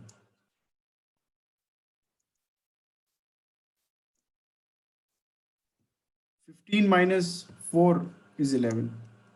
Range is 11. But range is not a very elaborative, very good measure of variation because it does not really tell you a lot of things about the variation. So range has its limitation to tell you. So range is 11. That really itself does not tell you a lot of things. It only tells you the difference between two extreme values in the data set. That's it.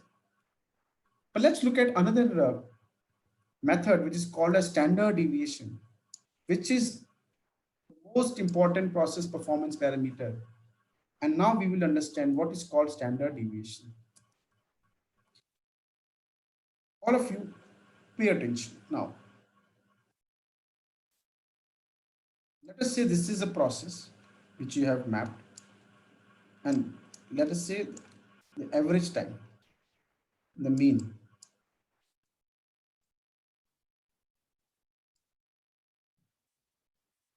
Let's make it 0. It takes 8 days. X bar is 8. X bar is the sample mean. It takes 8 days to process an invoice on an average. Maximum it takes around 12 days. Minimum it takes around 4 days. So now all of you, this question is to all of you. Those who do not get it, you can ask me multiple times, but you have to get this thing without any doubt. It has to be clear. 4 is the minimum data point. 12 is maximum time you are taking. 8 days you are taking on an average. So now it is natural, it is given that if average time is 8 business days to process an invoice,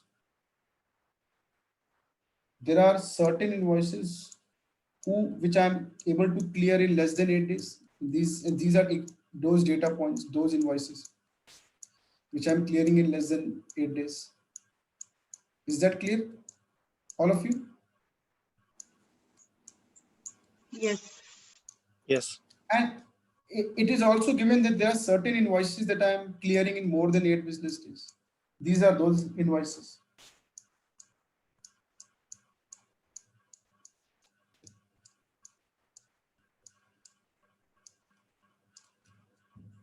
Standard deviation meaning is the average variation in the process. I'm using the word average variation because we will actually calculate that in that manner. So the variation which we have to calculate, so let us say this invoice took around 7 business days. This invoice took around 6 business days. This invoice took around 6.5 business days. This invoice took around 5 business days. This invoice took around 10 business days. This invoice took around 11 business days. This invoice took around 9 business days. So you see some of the invoices have taken more time than the average. Some of the invoices took less time than the average. But on an average, all of them took 8 business days. So now let me ask a question to all of you. If you do not get the question, I'll repeat it again. Now, each invoice is either less than the average or more than the average. Some invoice will be exactly at the center, some invoices, but not all of them will be at 8. Some invoice will be 8. So that means rest of the invoices are either less than the mean or more than the mean. So if I subtract the time taken by each invoice from the mean, I will get the variation in each invoice from the average. I'll repeat it again. If I subtract the time taken by each invoice from the mean, I will understand how much variation exists in each invoice processing time. Is that clear to everyone? If it's not clear to anyone, just please ask.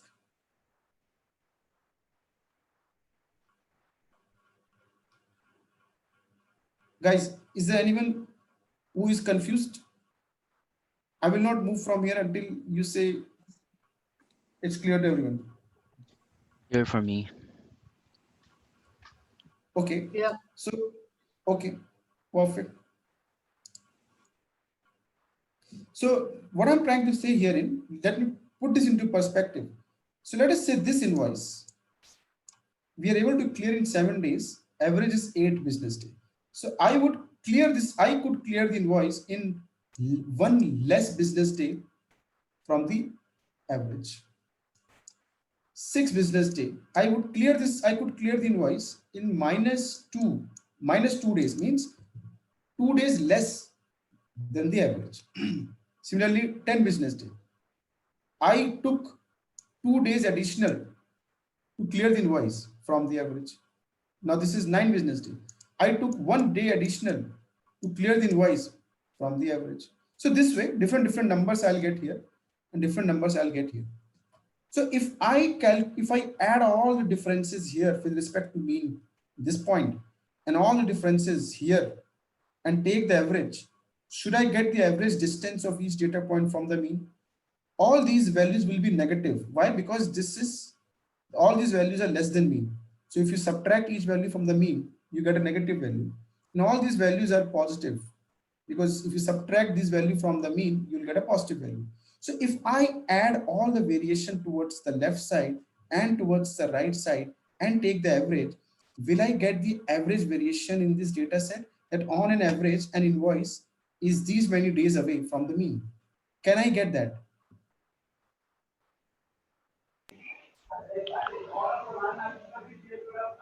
Yes. We can do that. Okay, perfect. Anyone else? Guys, can we do that?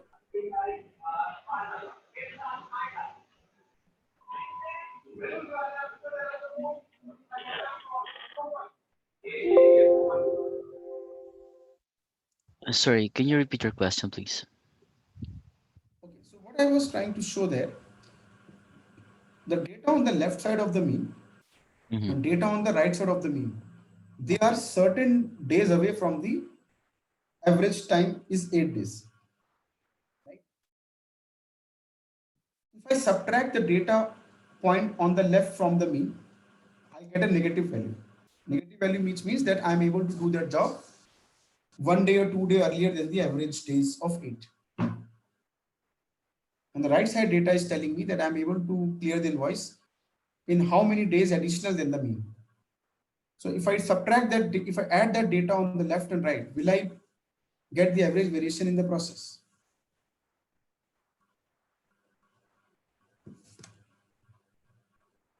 Confused? Want me to explain again?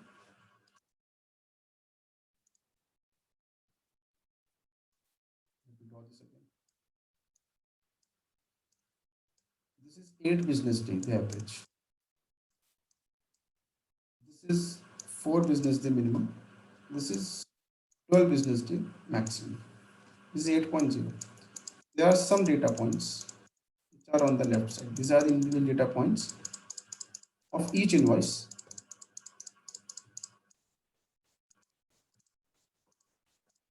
Some invoices are taking less than 8 days, which are on the left side.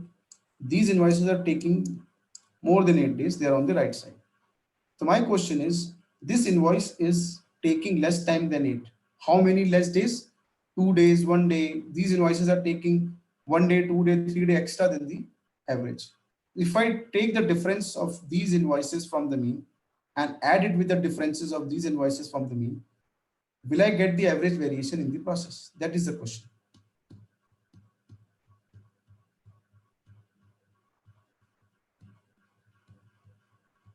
Anyone?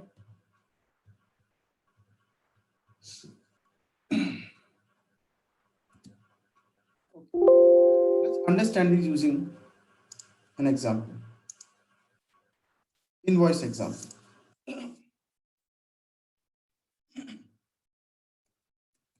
Time to process, time to pay a vendor.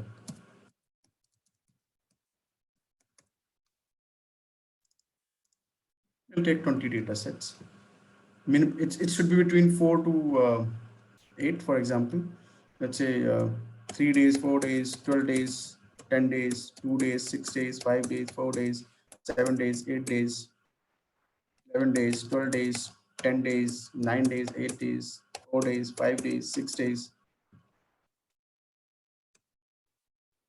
10 days, 4 days.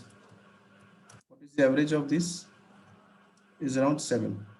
We have to, let's increase it. Let's see, this becomes around 12. This becomes around 10. What is the average now? Average should be around 8. That's what we want. 765. Okay, let's increase this also. This takes around 10 days. What is the average now? Average is 8. So these are 20 data sets, 20 invoices that have been processed.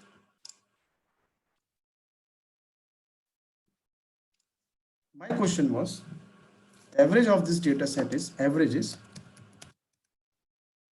8 business days, 8 days. I will drag it down here. This is 8 business days I have taken. So if you look at, I want this concept to be absolutely clear before I move to the next one.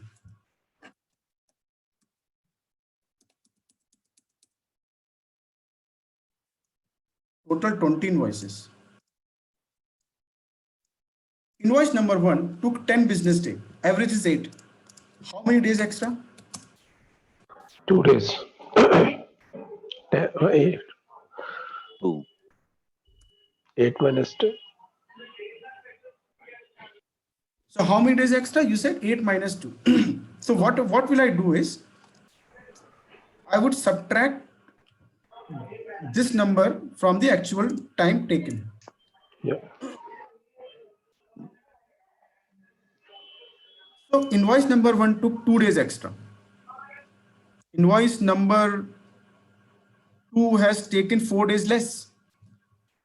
Invoice number 3 took 4 days extra from the mean. Invoice number 4 took 2 days extra, and so on.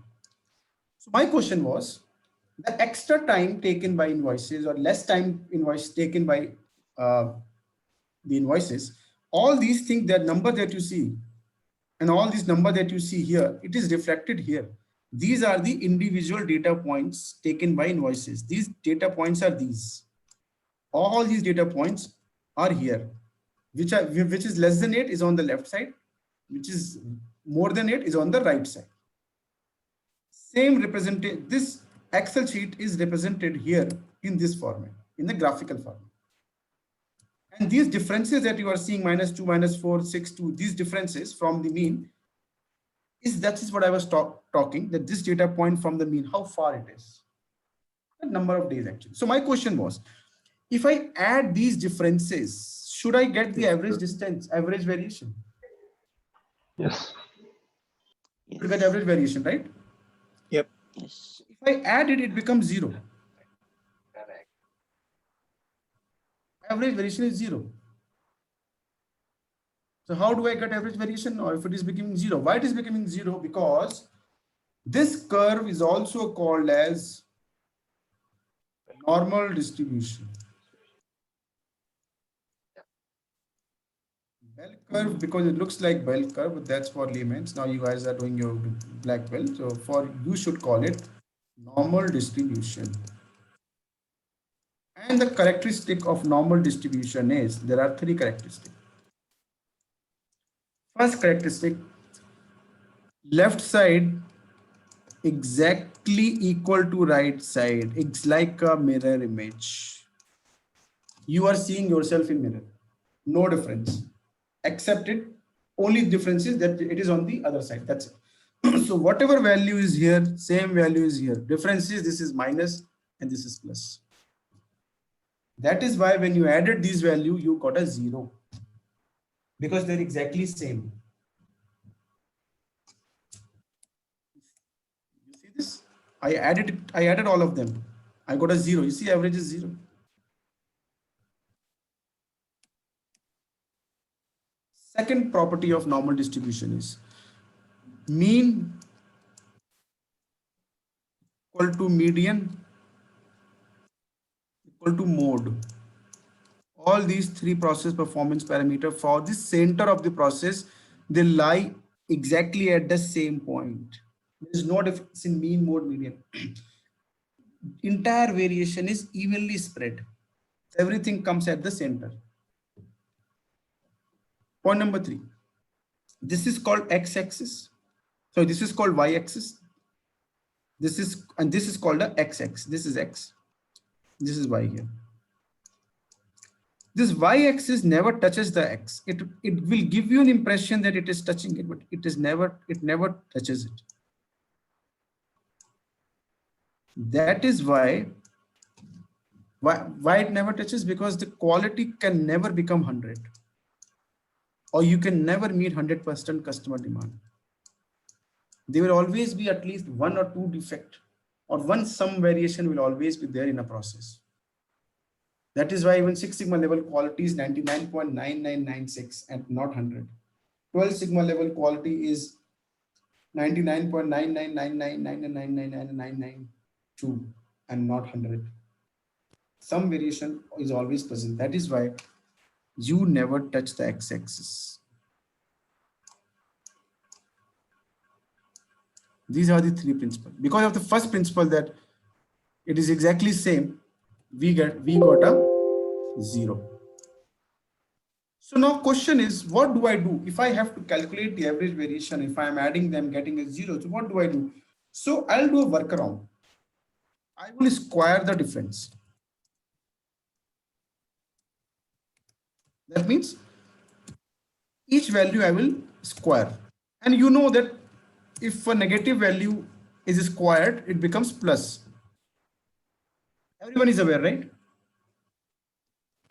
If a negative value, if you square it, it becomes a plus.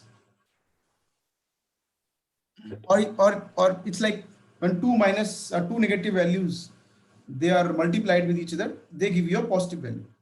So I am now squaring each of those values. I did a square. Then I will do a sum of squared value. What is the sum of squared value? Let me calculate. It's coming around 180. Answer is 180.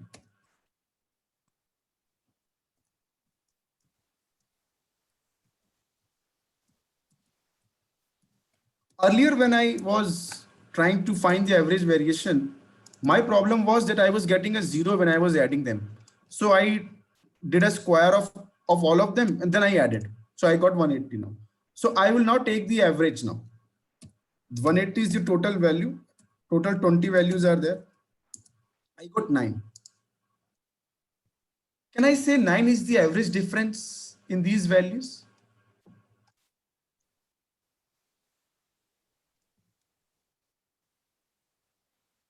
Earlier, I wanted to understand the average variation, so I was adding them.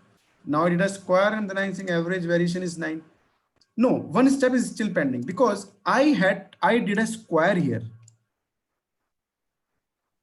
to be able to add them. I did a square. So this value is coming from the square. I have to do a square root so that I can remove the impact of square that I did here. So I'll do the square root now. Square root of 9 is 3. 3 is the answer, which is the average variation that exists between each value with respect to the mean, which means this value may be at 6 business day far off. This is not clear. This value may be at 5 business day away from the mean. This value may be at 3 business day away from the mean. This value may be at 9 business day from the mean. This value may be at 10 business day from the mean. This value may be at 11 business day from, but the average time taken from the mean for each invoice is 3 business day. On an average, each invoice is 3 business day away from the mean. On an average, only 3 business day they are away from the mean, and that 3 business days is called the standard deviation.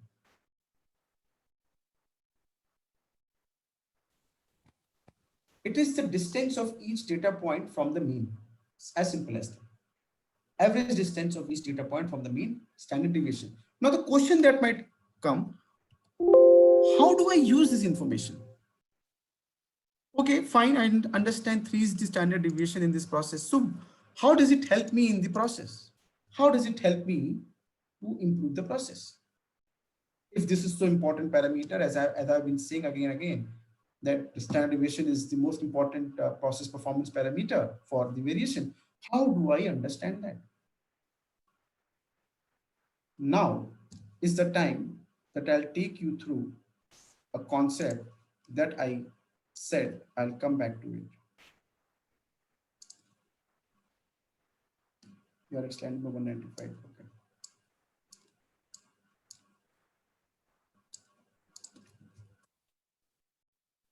I'm just going back to a slide which we did not look at yesterday. Do you remember this slide that I said I'll come back to it? Yeah. This slide is called as empirical rule. What is the empirical rule? This slide, you may have some question also from this slide. We need to understand these concept because this is going to be the foundation stone of our entire process improvement. This is some statistics that you must be aware. So what happens in this empirical rule is, this is the mean. From the mean, if you travel 1 standard deviation, like our standard deviation was 3. So if you travel 1 standard deviation from the mean here and 1 standard deviation from the mean here, the total data point minus, because this is a minus side, this is plus side. So we will call it minus standard deviation. This is minus 1 standard deviation. This is plus 1 standard deviation. Total data point of the process will be around 68%. That means 68% of the process will lie between plus minus 1 standard deviation from the mean. If you travel 1 more standard deviation,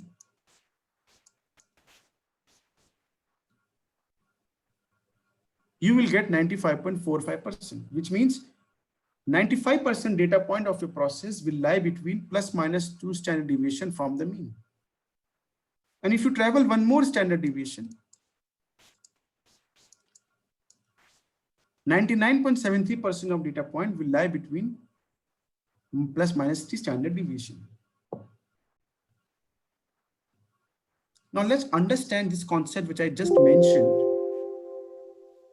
using our example that we had been looking at. What does it mean and how does it help us to understand the process?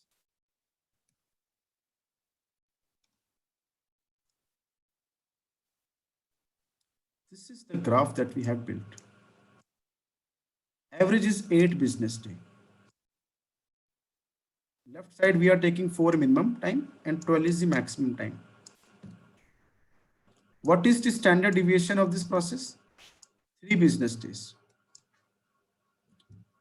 What I said, if you travel 1 standard deviation from the mean this side and 1 standard deviation this side, what is the meaning of traveling? Traveling is subtract 3 from the 8.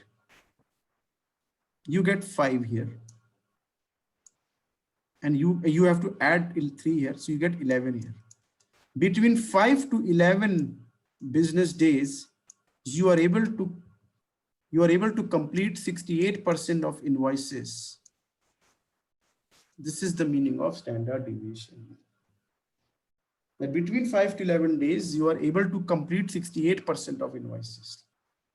If you travel one more standard deviation, so now you subtract two standard deviation from the mean. 2 standard deviation is 2 into 3, 6. 8 minus 6 is 2. And 8 plus 6 is 14.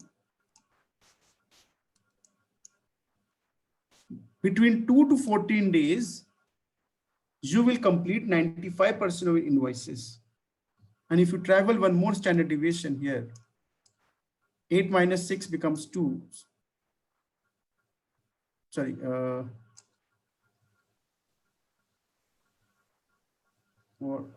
Sorry, 8 minus 9 becomes minus 1, which is actually 0 because that becomes 0. And 8 minus 9, 8 plus 9 becomes 17. So 0 to 17 days you will require to process 99.73% invoices. That is what empirical rule tells us. Now let's understand this even better using the example that we have been looking at, the Excel. This is the data from 20 vendors, 20 invoices that we have processed. Average is around 8 business days, and standard deviation is 3.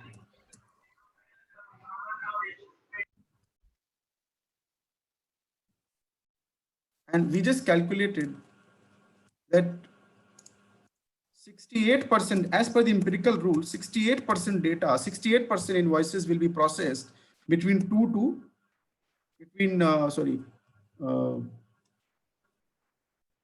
to 11 business days. 5 to 11. 95% invoices will be processed between 2 to 12 business days.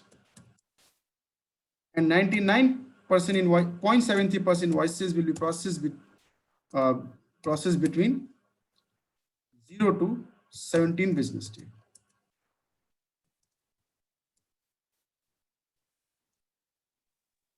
Now let's do a magic here. The magic that we are talking here is, let us, as I said, the Six Sigma project or methodology focuses towards reducing the variation in the process. Variation is measured using standard deviation. So suppose when you worked on this process, you were able to reduce the variation, which means you are able to reduce the standard deviation over a period of time. So for example, now your standard deviation, the new standard deviation after doing a lot of improvements, it becomes, let's say, 1. So now, let me just add one more line here. 68% is plus and minus 1 as the standard deviation from mean.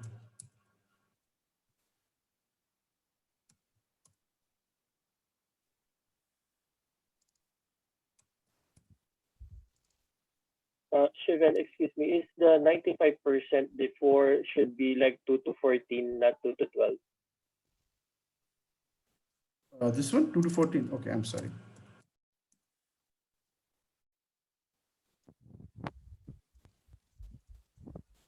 So now if your standard deviation has reduced to 1, for example, after a lot of efforts that you put together, so what would be plus and minus 1 standard deviation from the mean is? Let's say your mean remains 3. Your mean remains, sorry, mean was 8. Mean remains 8 as it is. Standard deviation reduced to 1 from 3 earlier. What will be the value? 7 and 9, right?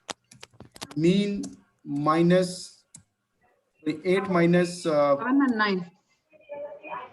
7 and 9. Yeah. 7 and 9, yeah. 7, 9. And what would be 2 standard deviation from mean?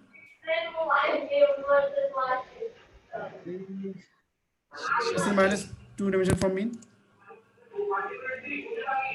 So this will be 0. Sorry? 8 minus 2, 8 plus 2. That's what you have to do. Yeah, that's 6 and 10. 6 and 10. And this will be 8 minus 3 and 8 plus 3. So 5 and 11. So, ladies and gentlemen, now you are going to see the phenomena that is the crux and that is the foundation of every study that we're going to undertake here.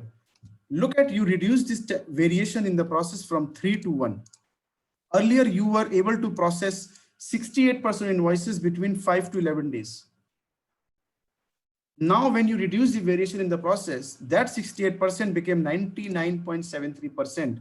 Between 5 to 11 days, now you are able to process 99.70% invoices.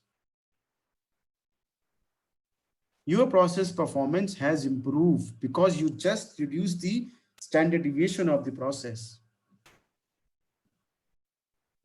And now you see, earlier 68% process performance meant there is a gap of 6 days between the invoices. Now the gap is only 1 day, sorry, 2 days. What it also tells you that when you reduce the variation in the process, that the gap between the data points has reduced. So your process that looked very wide, very fat process, it will now start looking like this. It will start becoming leaner because data points are close to each other. The variation among them, which was 3 earlier, is now 1. So they are very close to each other. And the closer you get it, the better it is. One question to all of you. What will happen if standard deviation becomes 0?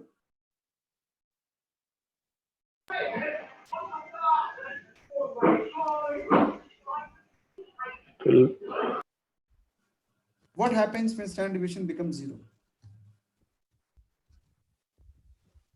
If standard deviation becomes 0, that means variation is 0. There is no variation. So you will not get this graph. You will get just a single line.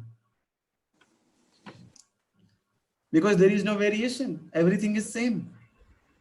Or maybe you will not get a line. You will get a single dot. Because all these data points are at only one place. It's like you are going, have you played that dart game? So you put the dart is at everywhere. Lot of variation from the center. This is the target. But imagine if all the darts you are able to place at one place, so there is no variation. It is exactly very precise. And if I understand this from this concept, if you go, let us say your standard deviation is 0. What will be 68% plus minus from the mean? 8. How much? 8. 8. How much will be 2? 8. How much will be 3? 8. 8. What is the mean of this process? 8. 8. What is the median of this process? 8. 8. Absolutely no variation. But will this situation ever arrive? Never. Never. Because there will be some variation always, but our endeavor in a process improvement project is to reduce this variation as much as possible. And now imagine, so that is what I was saying yesterday, that you can reach 99.73, not a big deal, but from 3 to 4 or 4 to 5 sigma and 5 to 6 sigma, it's going to take your brains out of it because you cannot become 0, which is not possible. So you will do the same DMAIC again and again, till the time this graph starts becoming leaner and leaner. So you have to do the same statistical analysis again and again. So it's going to be a lot of perseverance that is required to reach to this level. That is the concept of standard deviation in statistics. Any questions on this one so far?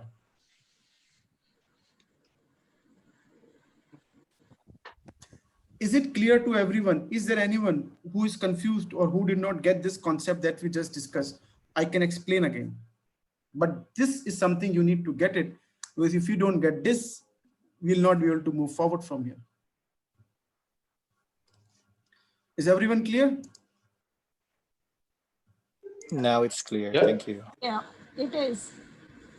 Perfect. Very good.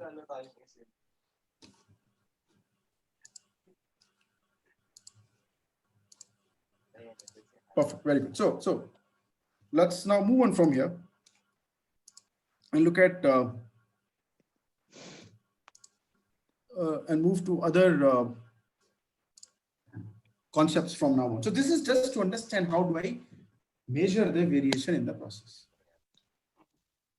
And we looked at two things: how to measure the center of the process, that's by using mean and median, and how to measure the variation in a process, that is by using standard deviation.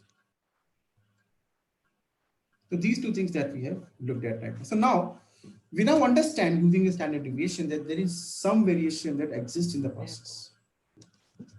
But the question that comes is,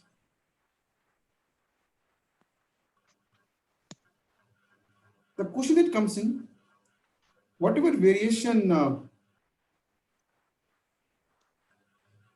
just a second.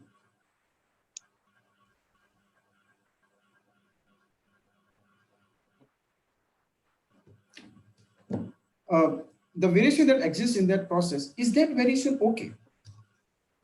Because either is 3 standard deviation. How does RSD relate to this concept? What is RSD here? Relative standard deviation. Relative standard deviation. One second.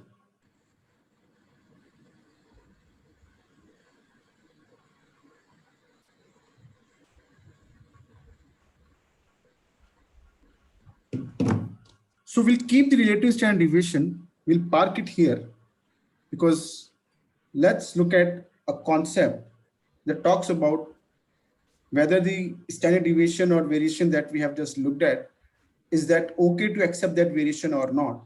And then I'll explain you the relative standard deviation. However, it is not of much use in this context, but still, as you ask this question, and there can definitely be usage of the relative standard deviation in some context. So we'll look at it. But first, we'll look at a method that will help us to understand the variation in the process. Is that variation okay or not okay? That's what we're going to look at it here. And then I'll explain you the relative standard deviation. But so I'm parking that as of now.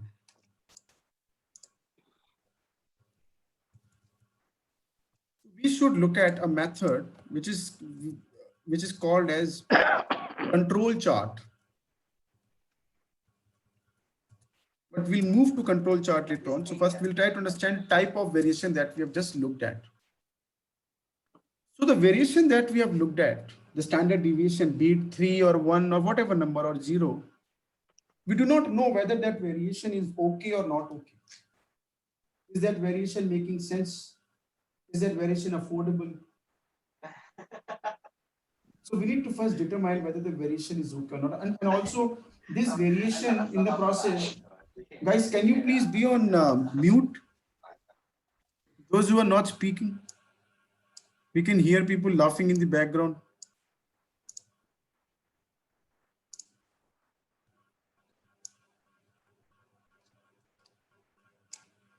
Thank you.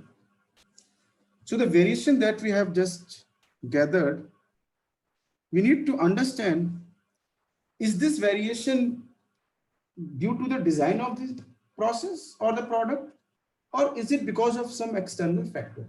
For example, pizza delivery. You purchase a pizza and first day pizza was delivered in 30 minutes. Second day in 15 minutes. Third day in 20 minutes. Fourth day in 10 minutes. Fifth day in 18 minutes. So now can anyone tell me, is this variation okay? And why do we have this variation in the system?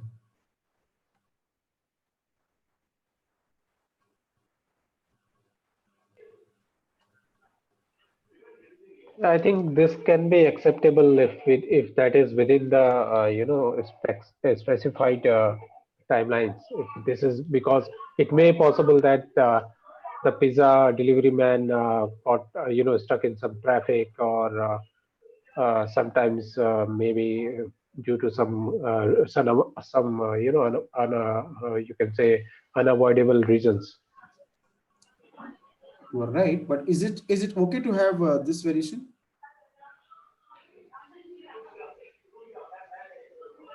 Is it okay to have this variation in pizza delivery?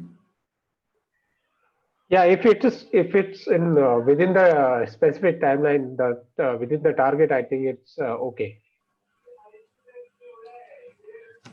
But let me ask you one more question. Let's say someday the pizza took 45 minutes. Was that okay?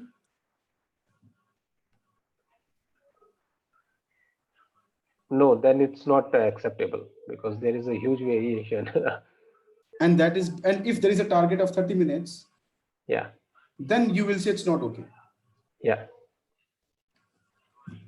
So you are categorizing a variation as a good variation and a bad variation. A good variation is something that you will say it is natural. I mean, there will be some variation present. So you are okay with that variation. And there is some variation which is not okay because you believe that variation is not natural. It's like the heartbeats.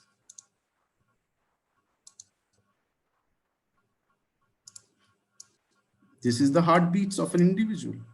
Average heartbeats 72 beats per minute. Minimum, let us say it goes to 40 and maximum it goes to 150, for example. The heartbeats looks like this. Is the variation in heartbeat okay? No, this variation. Sorry. No, this is not, because there are some, as I said earlier, there are some outliers which is going, in some cases it's going above 150 in the high side, and in the lower side it's going beyond, below 40. Correct. So Absolutely right. Yeah. But what about this variation?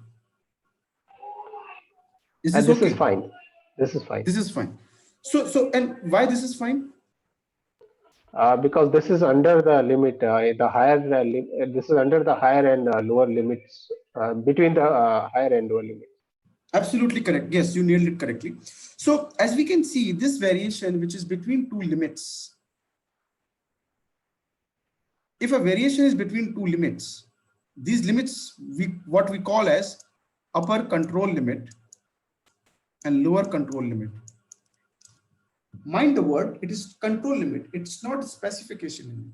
Specification limits come from the customer. Control limit comes from the process. What does it mean? I'll explain. But let's first understand that there are two control limits for every process, upper and lower. If the process is behaving between these two limits, then it is okay. And the moment it goes out, you will say it's not okay. And why it is okay to have this variation in the process? It is okay because when you walk, jog, run, eat, sleep, smile, exercise, your heartbeat will change. And this is natural to change. So you will call it is due to a common cause. And the common cause is that I'm doing activity, different activity. That's common cause. But this variation, which is outside the control limit, and you do not know why, what is the reason for it. So you want to know the cause for it, which you do not know what the cause is. That is due to a spatial cause. This variation is due to a spatial cause that is present in the process, which you want to investigate. So that is how we try to understand the variation in a process over a period of time using a method called as control charts. We monitor the process performance using control charts over a period of time that we are going to see tomorrow. But we want to understand there are two different types of variation that exist in a process: common cause variation and assignable or spatial cause variation. As I said, this is called upper control limit and this is called lower control limit. And I said this comes from the process. What does it mean it comes from the process? Because this limit, this is called the mean. The 72 is called the mean, the average. The middle line in a control chart is called the average.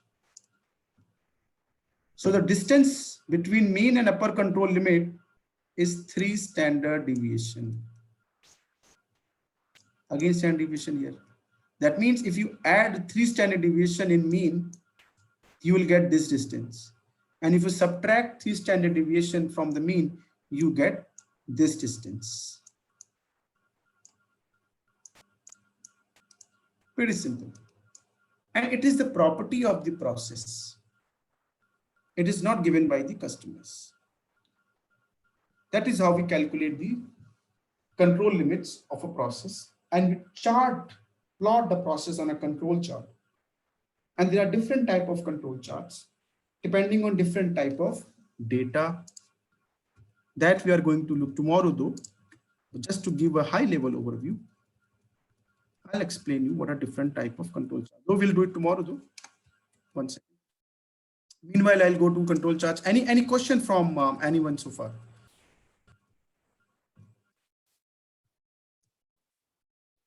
Yep. Okay. Here, you said the LCL come from the process. The UCL come from the customer. No.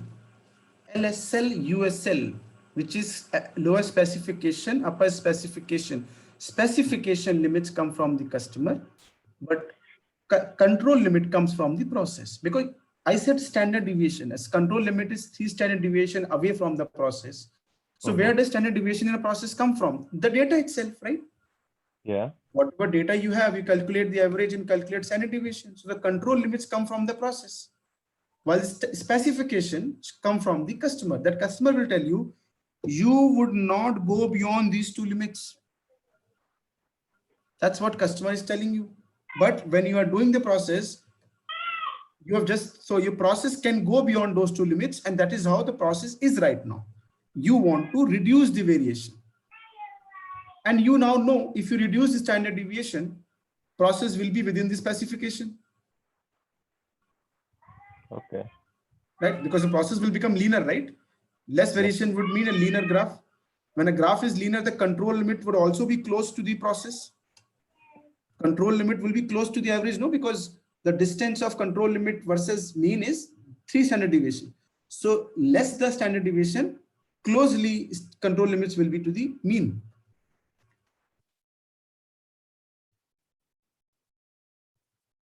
We'll explain this, don't worry. We'll look at these things again in a little detail tomorrow when we understand control limits. So this concept would become even clearer. So this is the different type of control charts. Do not get bogged down by details here. Normal distribution ranges from -3 standard deviation to +/- standard deviation. We know then what is. Okay, so Nishant, are you asking this question? Okay, Amita's question is, can the UCL, LCL be set as alert limit? Okay, you do not set UCL and LCL. You set specification limit that is coming from the customer. You do not set LCL and UCL. Control limits is a property of the process that process itself sets. How does the process sets UCL and LCL? Because the standard deviation in mean of the process is the process performance. You are not controlling it right now. It is there in front of you. So whatever is there as standard deviation and mean, that will give you the control limit. Now you can chart the specification limits over and above the control limit to see if you are in control or not. That concept we'll look at tomorrow. But you do not chart LCL on your own. It is charted by the process itself. Now Nishant says a normal distribution ranges from -3 standard deviation to +3 standard deviation, correct? And we know that 99.73% of the value lie within this. Then what is the percentage of value which lie at the tail? You mean to say outside the specifications here? It is that point, it is the rest of those values which are not there, because if -3 and +3 standard deviation is 99.73, then this is given that 0.27% data lies beyond those standard deviations. They lie in another standard deviation. So if you go to -4 standard deviation from the mean both the sides, rest of the value would be lying in those dimensions, -4, -5, and -6 standard deviation, but that is outside the specification of the customer. So the statement that I made right now, I'll explain this tomorrow when I tell you that what is the meaning of reducing the standard deviation and what is the statistical meaning of 6 sigma. Fitting standard deviation with respect to customers' requirement. So Nishant, your concept that you just asked this question, we look at it tomorrow when we explain you the statistical meaning of Six Sigma. Any question from anyone? So Shivin, just one question. I don't know whether my question is, these control charts we will be using for in two phases, right? Even we are using it in measure phase as well as in the control phase also, right? Correct. In fact, as I said in the beginning also, yeah. However, we are going through Six Sigma Black Belt training, so we are going through a lot of tools. But even if you need, when you go back to your organization, you do not need a Six Sigma project to observe or monitor process performance. You can simply pick up control chart to see type of data you decide, and basis that you just understand how my process is performing. Simple. Use control chart. That's it. Right. Control chart is for process monitoring, and you do not have to use it in measure and control only. When you are doing the project in the analyze phase, you just want to see, okay, now how process is performing over a period of time. So let's use the control chart and then see that. You do not have to wait for a particular phase. Right? It's a tool that you can use as a standalone tool. Okay, perfect. Any other question from anyone?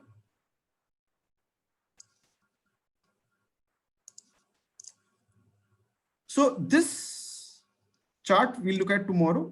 Different type of data, different type of control charts that we'll understand tomorrow. If there are no questions, then we'll stop here.